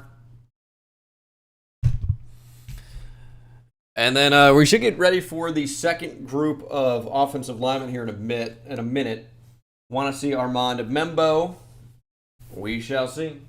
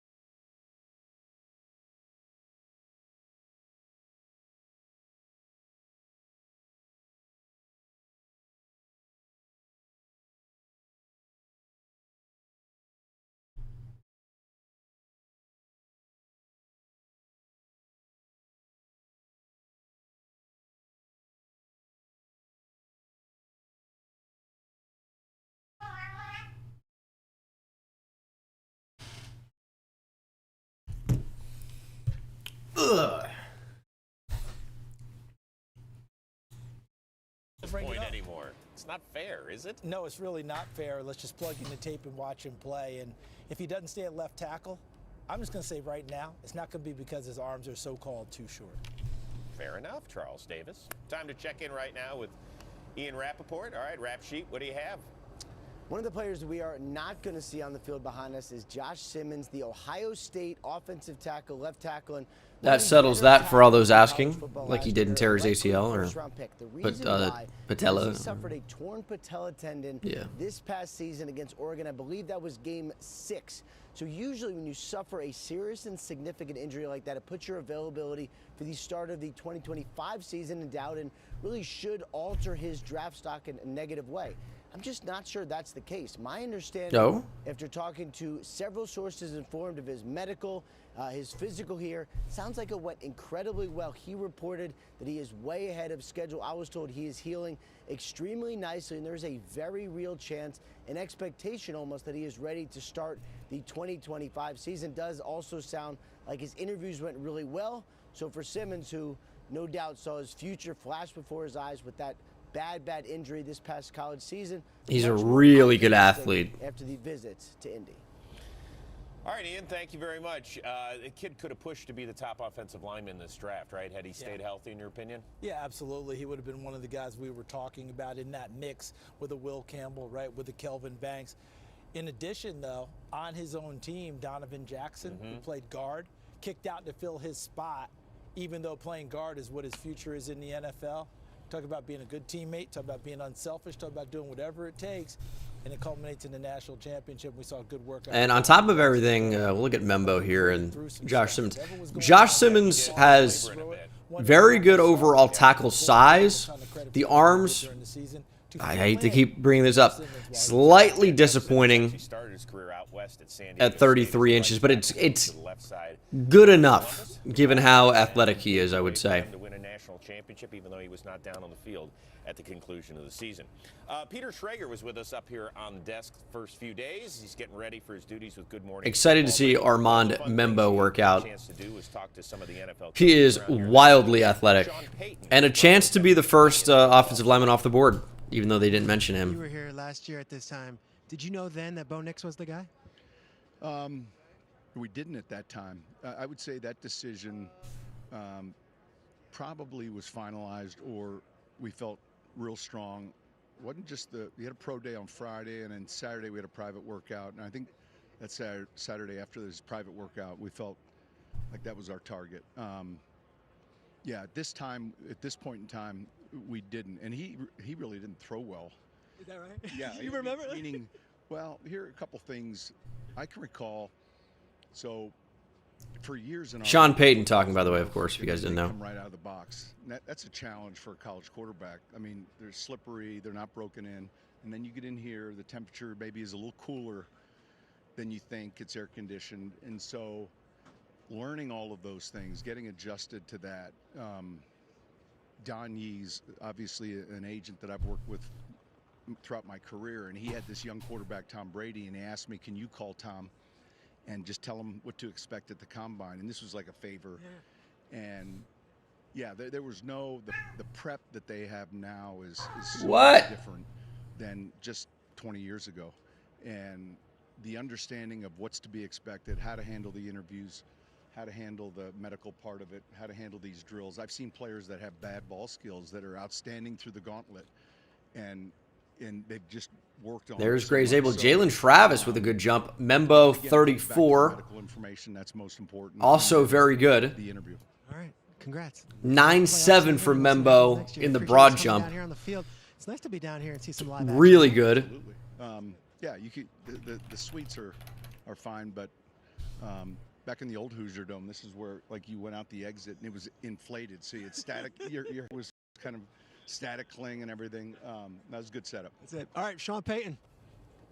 Thanks to Coach for stopping by. And yeah, the Broncos are. And Armand Membo should run really well. Defensively, they are set leading the NFL. Definitely a threat to without a ton record the fastest time of any offensive lineman here at the Combine.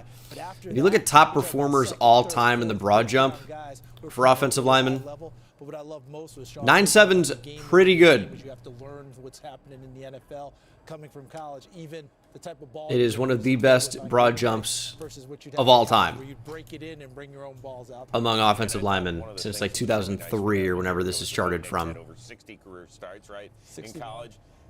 Yeah, Charles Grant not doing anything. I didn't even see him in the on-field workout. Too old, all that sort of stuff. No, that's great. Connor with the 2 says cat reveal. Thank goodness. Just call him mature. She loves to yell at me. We are really mature. Yeah, I don't know what to say about the two of us, except that we're excited for Path to the Draft, which starts up the last day of March right here on NFL Network. You'll be doing that show, won't you? Can't wait. Looking forward to it, learning from my colleagues and trying to get better at my craft. Okay, you want to find out who's available and who's going to be on the go for that April 24th draft day in Green Bay? You tune in to Path to the Draft. Don't go anywhere. We got more linemen getting ready to run. 34-inch vert. Let me tweet this out. 34 vert, 9.7 broad. What?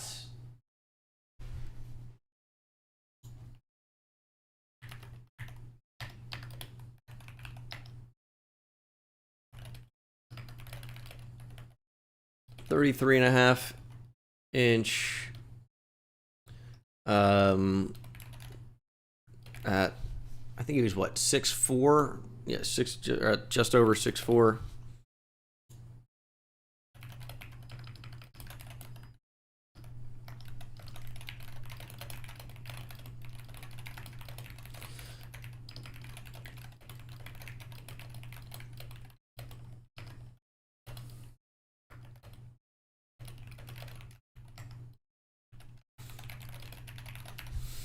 Yeah, I think Membo's going to run sub 5. We shall see, though. At 332. That's maybe a little bit aggressive.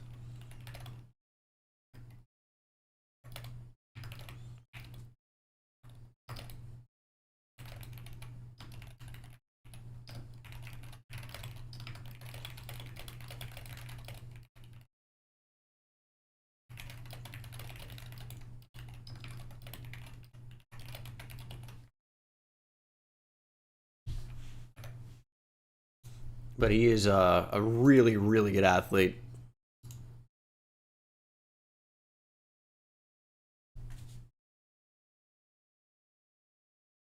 All right, I will show the cat. This isn't a reveal because she's been in a lot of videos and streams. But this is Cat. There you go. I think she just wants attention all the time. What?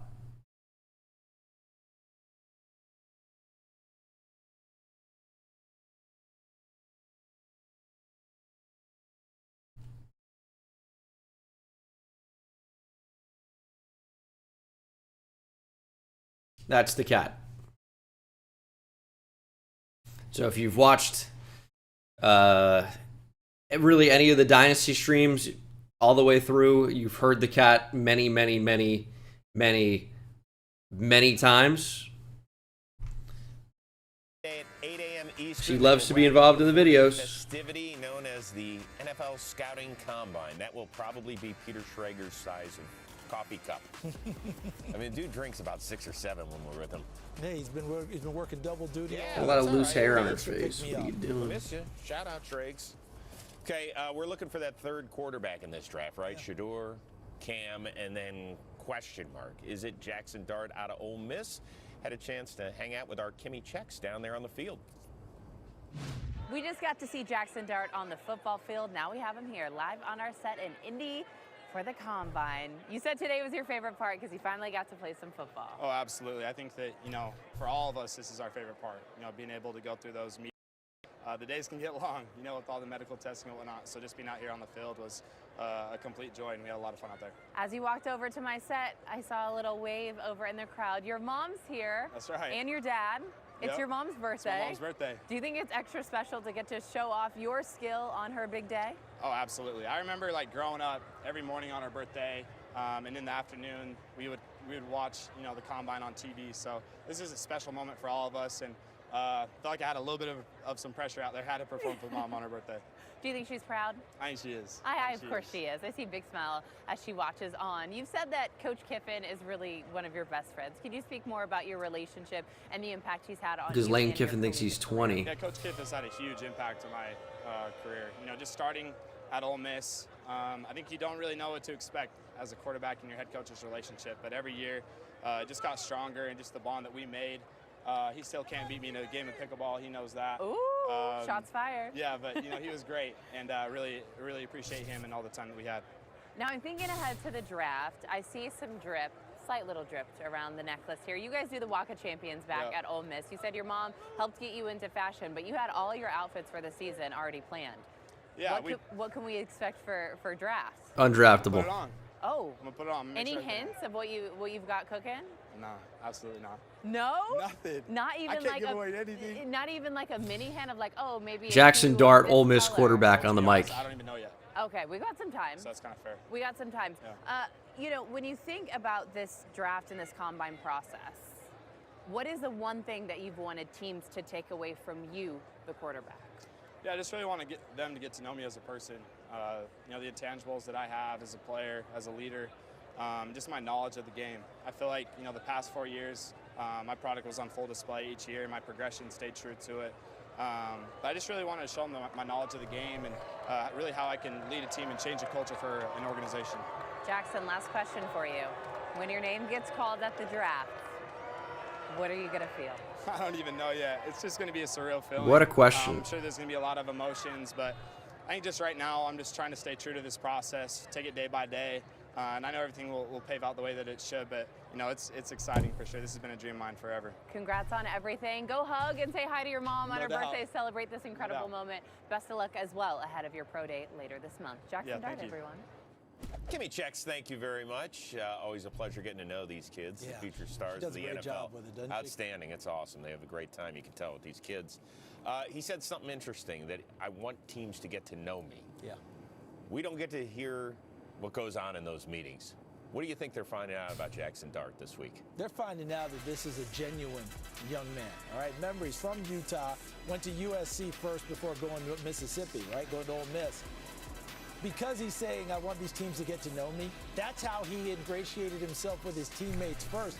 He let them know him, and once they realized how much he cared about them, he became their leader. Right? That's the old expression, right? Hey, if you believe someone cares about you, you'll follow them anywhere. And that's what it's like with Jackson Dart. Not to mention the arm talent, the ability to run the football when necessary, and more. Let's see this next group of offensive linemen, please. Save for an upset loss at home to Kentucky, they were knocking on the door of the college football playoff, and he put up numbers that had not been seen at Ole Miss. They had a couple guys named Manning that played there. Pretty good. Real quickly, how is the arm talent? The arm talent's good, all right? I think a lot of times we look at him, we're like, does he have a howitzer? The howitzer isn't the thing. It's the accuracy that's the key. Bo Nix is a great example of what it's like. 61 starts, terrific accuracy, ball not hitting the ground. Jackson Dart is very similar. 41 starts in his career. 3 of those out at USC, and then the rest down there in Oxford, Mississippi. Once again, time to turn our attention to the big boys. Last group here. Let's go. Getting ready to hit the field downstairs. Check in once again with Stacey Dales. Yeah, hey Rose, I thought I would give a very detailed injury update and medical progress on Josh Simmons, the tackle out of Ohio State. I spent a significant amount of time speaking with him yesterday. He obviously suffered that torn patellar tendon back in October. He had subsequent surgery for that torn patellar tendon on October the 12th, and he told me he didn't have a normal operation. It was actually much better than what anybody would typically get. He said it was a double graft to make sure they had extra tracking, which means it's basically extra strong, as you see a shot of him here sitting down on the sidelines. And right now he's doing such things as banded kick See sets, teams at Hampton weighted over ball Genti. carries, Is that split true? squats. He has That Hampton was over Genti, or was it just someone bringing up the possibility of that existing? With his rehab, that doctors are actually shocked by his progress. They're having to hold him back a little bit. He told me that at Ohio State's Pro Day, which is on March the 26th, he may do a little bit of drill work in terms of the offensive line work, but he told me specifically he should be 100%. 100% is a really good number. 2 weeks before the draft in Green Bay. So that is really promising for this young man as he gets ready to head to the next level. And when I say next level, we have next level hair here at the Combine. And when I say hair, I'm a big fan of mullets. I don't know about you guys. Huge fan. But let's get the second offensive line group out there. And our team would pull together some of the great ones. I mean, Tate Ratledge and Gavin Bartholomew. This is what we've seen thus far. Hey, how about Frank Bortolini, Robbie Oots, Tanner from Bortolini. last year, folks. Duke Riley. I had to sneak in a Patrick Mahomes. I don't know if it's Connor Colby, if Mahomes, Joe Tippmann is. I got to come back to Mahomes, but I don't know about you guys, but I think for me, I don't know, like Patrick Mahomes, maybe more of a Mohawk type thing, but he tried. For me, Tate Ratledge is really leading the charge on this. I actually asked him yesterday about his mullet, which he told me he's had for 5 years. I said, what's the secret to maintaining it? Because, I mean, it's really special, and he is known as Mr. Mullet. And he told me... Got Armand Membo getting ready to go. Gray Zabel. Ozzy Trapilo could be one to watch. Really, really big. Only an 8'10 broad jump. Be 6'8", 316.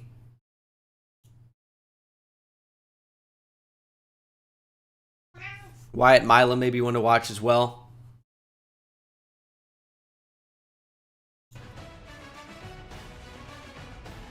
Looks like we're going to get to those after commercial.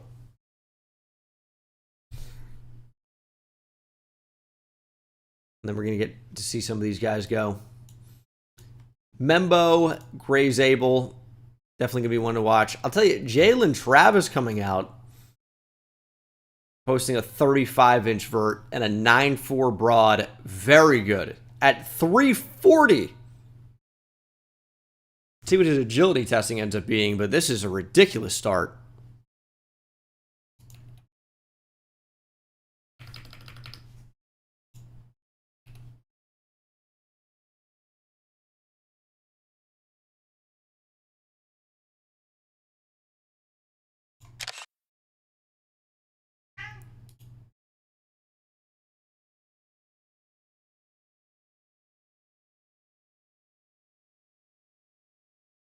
Throw out a tweet about it.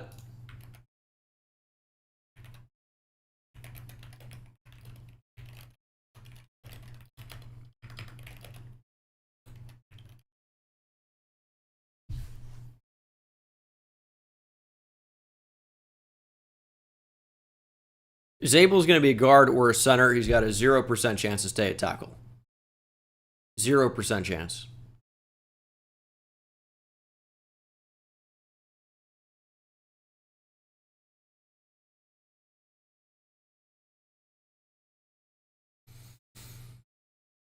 See a Harrison film, as in Maxwell Harrison? Yep. He was actually one of the top corners coming into this season. Played fairly well in 2024, just dealt with some injuries, but he's a really good cover player. Obviously tested great. But yeah, he's a legit prospect. I've had him in the first round before. I'm likely going to throw him in there again.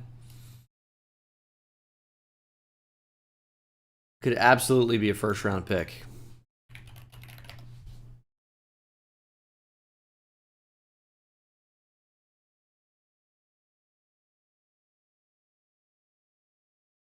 Do have a fun comment here from 8 Mamba Forever. 2 months ago. Maxwell Harrison in the first round. Throwing up emoji. That on the screen.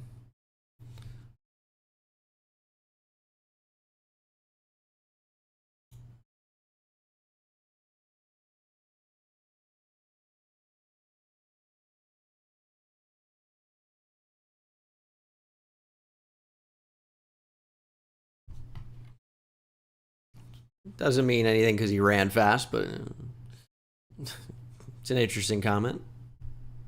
Protectors, gents in the trenches. Get a chance to look at the athleticism of these big guys. Parents are in the They don't have an 8-foot wingspan. They're a guard. Snap time. Brother, Be quiet. the NFL has certain thresholds. Back, right? You're not going to have sub 32-inch arms and play tackle. It's not happening. Divorce at a wedding. If that is the analogy, that means holding is on 50% of every snap. We've been having fun watching the offensive line group, or half of them go through their paces today. Here's the final group. You're just not going to be a tackle Offensive with line 32-inch group arms. Tackles. Daniel Jeremiah getting ready to see this run. I mean, if they don't start running soon, I'm going to start talking about my shampoo and conditioning plan, and we don't want to do that. We are officially at the bottom of the barrel if that happens. We're ready. Let's go. Let's get these guys out there a little bit. There's some really good linemen in this. I don't really know what the delay is ever about. It's got to be a TV thing. A little bit of it was a groin or hamstring at the Senior Bowl, so won't see him run a 40. Armand Membu from Missouri, though. This is a big time athlete at that size. Here he is at right tackle. Some believe he'd kick inside the guard. I think with as big as he showed up here, and as well as we're going to see him move, he's going to hang out there at tackle. There's the off-the-ball quickness. His tape is excellent. Just understands how to play the game. He's young. He's another one, I believe, is 20 years old, as well as Will Campbell. Can cut guys off on the backside with his quickness and then out in space. And you'll see that as he runs, he can really get out and move for a guy who's 330-plus pounds. And when you show up on a Jason Peters comp, Jason Peters, that's pretty good. The career that he's had, identical broad jumps, very similar hand. Membo actually has slightly bigger hands, slightly longer arms, slightly lighter, same exact height. Is giving them Armand Membu with the Jason Peters comp is fairly elite. More than that, actually, because I'm sure he did this with the... No, Tyler Brooker running a slow 40 does nothing for his projection. But Mark's energy doesn't wane. He's out there still giving the same. Good for him. Membu can play tackle or guard. But he's got the measurements and the athleticism to suggest that he can stick at tackle. So I'm blowing the whistle. We don't want that. I am not perfect. I may miss it, okay? If you felt you stumble within the first 10 yards, stop. Even if it's the first 15, you're trying to pull out of it. I'm cool with it. Walk back, get your composure. He said stop almost the way Liam Cohen said Duval. Same cadence. Yeah. This thing's for you, not for me. It's all about you. Don't do it to trick the drill. You're all trained professionals by now. Okay? Boy, every type of facial hair is represented. We're going to break it down. Or on top, too. Break it down. Speed indeed. Okay, let's go. Final 40s of this combine. Here we go. Armand Membu to start. Kick it all off. We're jumping right in here. This is looking like the best time we're going to see all day. He explodes out of his stance in pass protection. I'm curious to see if he explodes out here in this 40.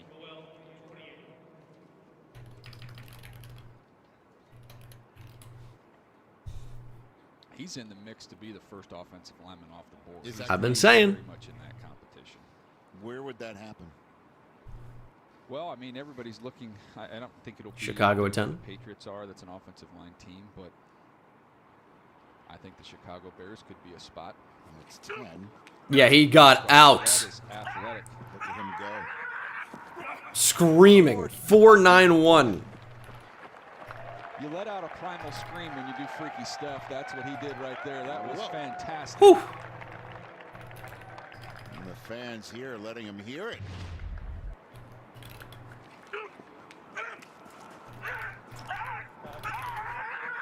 I mean, he's screaming, dude. Out a primal scream every 10 yards, and then the last 10 was just one long scream, and that's the way you run a 4.91 40. Goodness gracious. At that height and weight. Good Lord. So we had that comp up with Jason Peters. Jason Peters was a 4.94. He just ran faster. So he's got Jason Peters like 1.74 on the 10-yard split there. Yeah, with a little tick better. Rich never runs on the actual day. I think it's recorded in advance and then played on the final day. But yeah, I think we do find that out at the very end. Missouri. Now, which I feel like I haven't heard anything about, or almost anything about Run Rich Run so far this year. Murmurings, maybe, quick mentions, but it really doesn't seem like it's been a focus.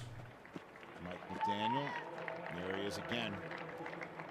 That's right, yeah. No, a little late, Mike. A little late.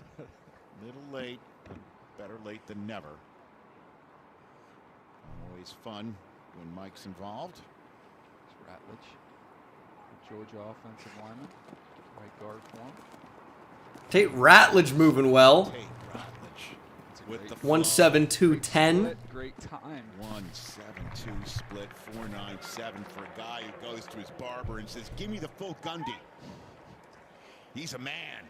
He runs a 4.97 40. Look at that. Back and forth. Right Is it a Mike Gundy reference? And I love the fact that the part is unaffected at the top. Unaffected. I mean, you're on the right, you stay on the right. You're on the left, you stay on the left. That's hair control. Impressive. Jalen Rivers looks built. Big man. There he goes. A little bit faster as he went along there. 5-4 flat. Stacy? Rich, if you and DJ want the secret to Tate Ratledge's mullet, please. I asked him, and he said he basically wakes up, washes it, nice, brushes it. Good to know. And then it kind of does its own thing back there some days. That's what he told me. But he basically just uses no product, shampoo and conditioner. And we told him, make sure you have some extra conditioner because DJ and Rich are really going to get after you tomorrow. Well, a lot of hair conversation today. What do you do with all that extra time, Rich? If you want to let him know, I used to wash. I used to brush. Ooh, he got out pretty good. Caleb Rogers sub 1-8-10. So he should enjoy it what he's got while he has it. He's had it for 5 years, Rich. Bless him. 5 years. He's Jonas Savainaya could be one to watch as well. Caleb Rogers with a 5-1-2 and a salute. Yeah. He's on the phone. What do you mean I'm out of conditioner? What? Here you go. That's the look of the face of somebody deciding whether or not to run another one. He's got it. Come on. With that flow? That's a big man here. Huge. Gonna be a guard. 7-9. This is arm length. Of Arizona.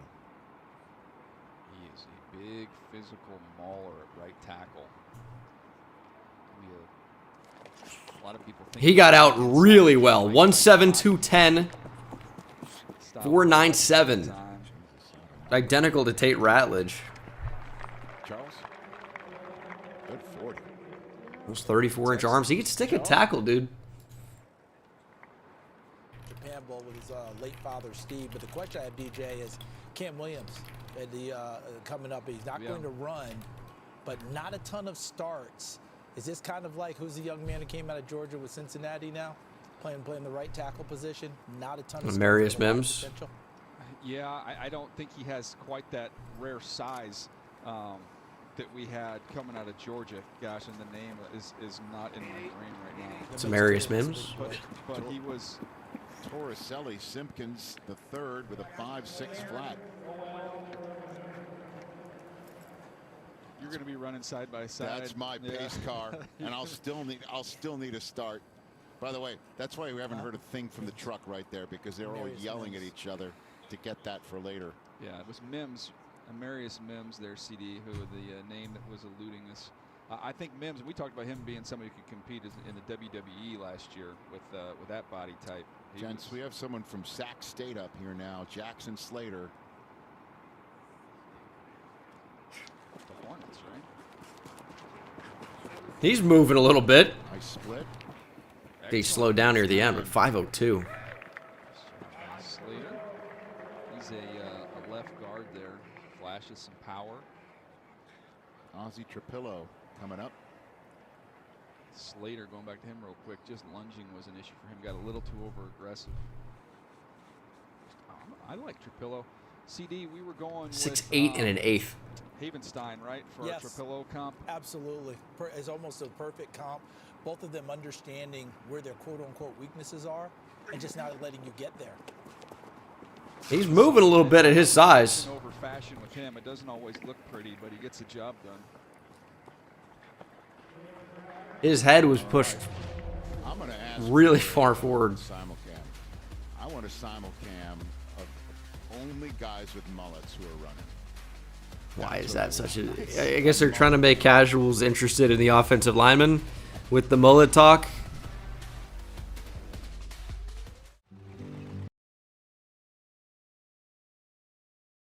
All right, let me hit the bathroom real quick. Oh, I forgot my water in the other room. All right.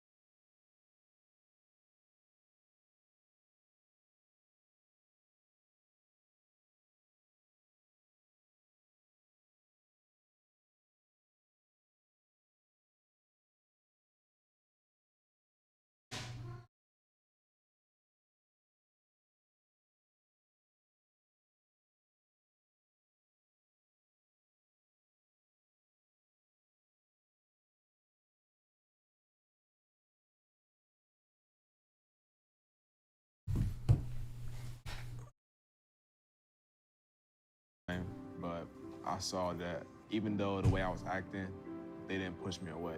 She says that we're her heroes, but she's also mine.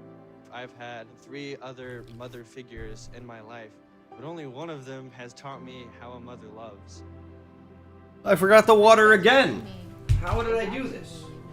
And I really appreciate that. Learn about adopting a teen from foster care. You can't imagine the reward. Visit adoptuskids.org. And back just in time. While we were gone, Jalen Travis. This should be, well, he's lumbering out of the gate a little bit, but he's huge.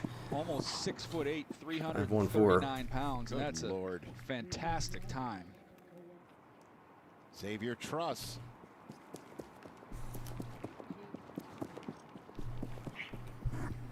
.526. Not too shabby. Another big one there. Carson Vincent. This is a 6'7" alley here. 3 guys in a row over 6'7". It's a good time.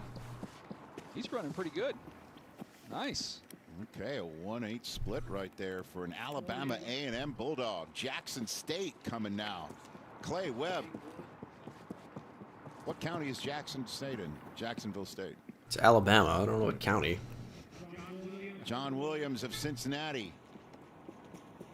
Does he think it's Duval? Is that what he's trying to reference? It's in Alabama. Name of the conductor. There you go. No, it's not. There you go. I just made that. I was going to go with a John L. Williams cut, but I think he probably went on that one. I'm gonna, you know, I'll name him that. I don't know if he'll accept it. Jared Wilson, nice split, nice time, 4.9 flat. Ladies and gents, we got a new clubhouse leader. Jared Wilson, 4.9 flat. 2 pick. Oh, dang. Go in the 2nd or 3rd round. Wow. Wyatt Milam. It's Jared Wilson, one of the best centers in the draft class. Wyatt Milam's a nasty dude, man. Looks like Membu said I was just gonna let the first one. Membu's done. Speak for itself. Boo.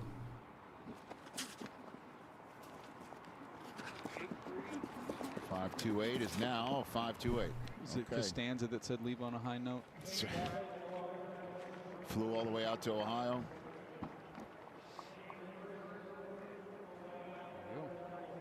Look at these 10 splits up there. That's a bunch of good times.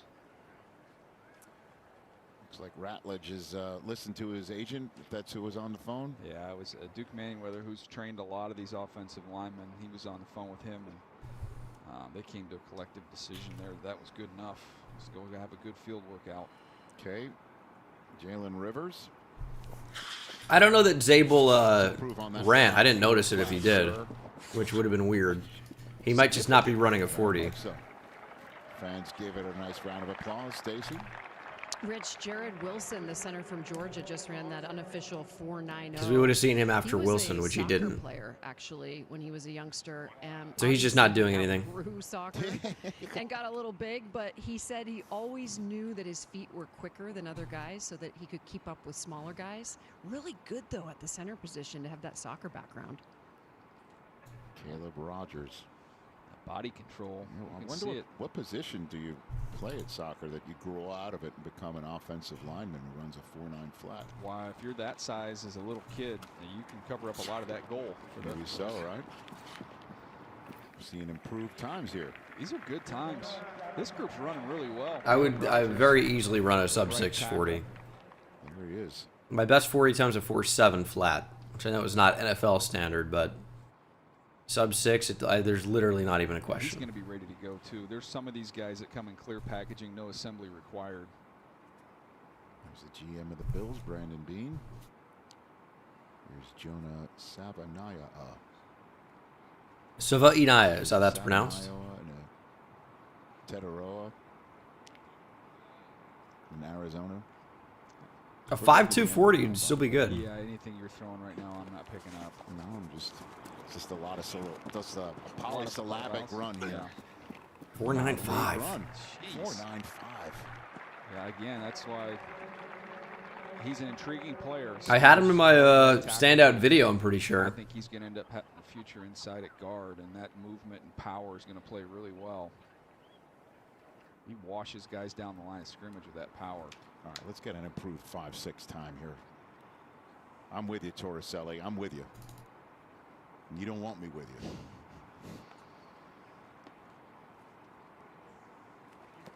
All right, let's go.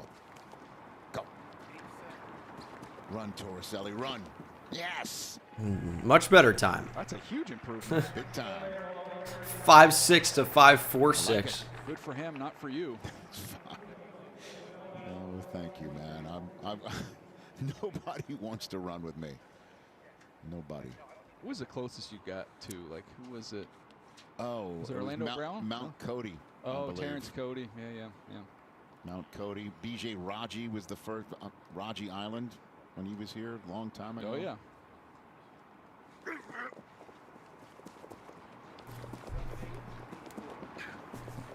Trapillo with an improved time. Down to the final 40s.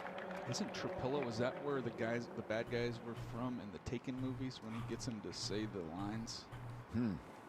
Marco. I feel like I've had stuff in my eyes all day. No, I don't know what you're talking about. Slowest 40 time ever at the combine. Well, they're talking about that right now. Yeah, Charles. He's got that in his back. Terrence Cody. Said BJ Raji. Do you have any help here? Any help? I thought it was Tripoli. There you go. Is that a place? Yes, it is. Yeah. It is. More likely to be Tripoli then. Yeah. Ooh, I know Tripoli. I knew Charles would get me home. I just get the car out. Capital of Libya. Terrence Cody 5.7140, the slowest by an eventually drafted defensive tackle since Corey Swinson, a 7th round pick in the 95 draft. How long your day's been. If that movie comes on, you're committed to watching it. You're in. But the slowest time is supposedly Regis Crawford. 5.15. Don't know who this is. Trapoya. But ran a 6.0540 at 6'2.5", 316. What you're doing. Yes, thank you. Oh my goodness gracious. We got there. We're all It's a correct. group. That is the slowest 40-yard dash ever. Truss is trucking. Here we go. All right. The very optimistic fans here are giving some attaboys. And Casey Hampton was a big dude, but he was also a decent athlete. He was just 40-yard huge. dashes here at the combine. 5'2", 540. I can promise you It's that not really a bad time there's for him. couple Where the wife is saying this was pitched a little bit differently than what this is. Yeah. That's it, Carson. That is a long stride for Mr. Vincent. Let's stick with run one. A lawnmower with a 5. Do you think Ariante Ursary did himself a lot of favors with his combine 9.89 RAS? Yeah, of course. Thought he was going to be a pretty good athlete, but I think DJ made a good point about him looking less tight out there in the on-field drills as well. Is this like a combine cam? Is that what's happening right now? It's a combine kiss cam. Is that what we've reached? Or kiss and make up cam is basically what you're saying. That was, hey, you want to go watch some football today? And she said, sure, let's go. Let's go to the stadium. Got free tickets. 5-1-2, and then all of a sudden, she's like, where's the pads? They're watching a mirror drill. Like, what? No, this is the long pole drill. This is what, you know. Nice. John Williams, the penultimate 40 at this combine. Should play the Imperial March. Yeah, no Charles Grant, unfortunately.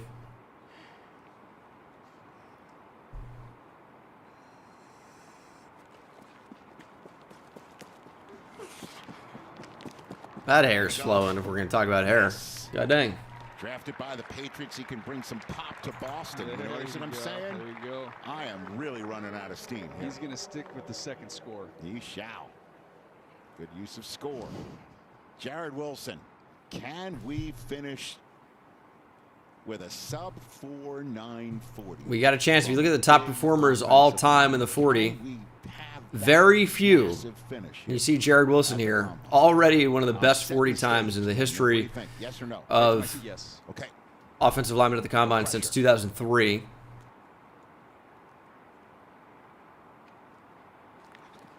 Go, Jared. Go. Popped up a little bit.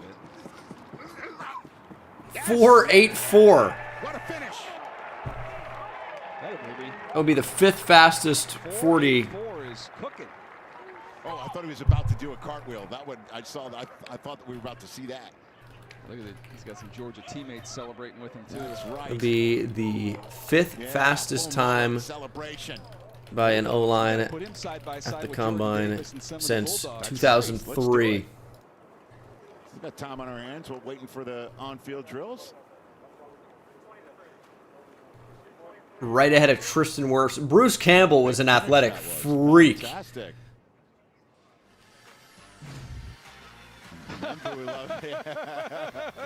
He loved that last 40. Maybe he'd like another crack at it here. Right. Get out there. That is awesome. Forgot about him, but fun stuff. It's a good run from Jared Wilson. That's it, right? Wow. That's the list. Holy cow! And Membu from this year's class joined Tristan. 315 plus pounds, over 30-inch vertical, sub 540 yard dash. Since 2003 at the NFL Combine, there are 4: Trent Williams, Tristan Wirfs, Will Campbell, and Armand Membu. And Jameis Winston. Oh. Membu and Jabu. Does Jabu wins? There will be no W's eaten in this one. I can tell you that right now. Jared Goff is going to beat him. All right. That's one of the few times we've seen a quarterback win in these things. There you go. Nice. How about that? Jared Wilson, a 4.84 unofficial. That's pretty good. Final 40 of the 2025 NFL Scouting Combine. Kids, I'm sure you're wondering why your mother and I asked you. We'll see what happens when we get official times.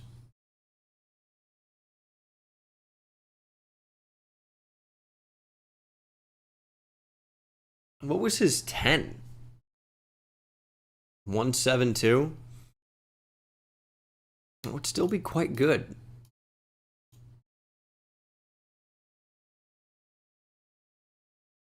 See if you can get even lower. I forgot about Kellen Diesch. He tested so well that year. And then I thought he might have been drafted, but I think he ended up going undrafted and then did nothing. Only 32 and a quarter inch arms at tackle is, I think, likely why he ended up going undrafted, but then couldn't stay on a team. In fact, it looks like he's actually never played in the NFL.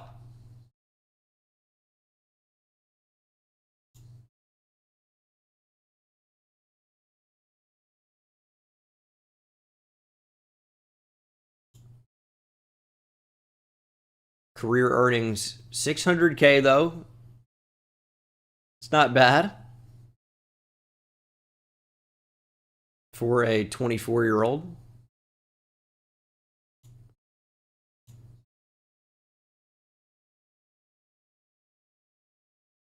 Yeah, Jonas Savaiinaya did go. He tested pretty well.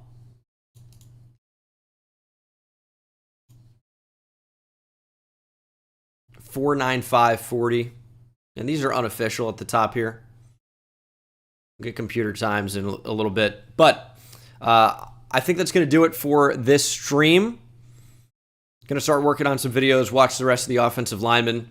It's been an awesome couple of days or several days here watching along with the NFL Combine, answering some questions from you guys. Thank you so much for joining. Thank you for watching the streams back later. If you're watching this on YouTube down the line, let me know down in the comment section below.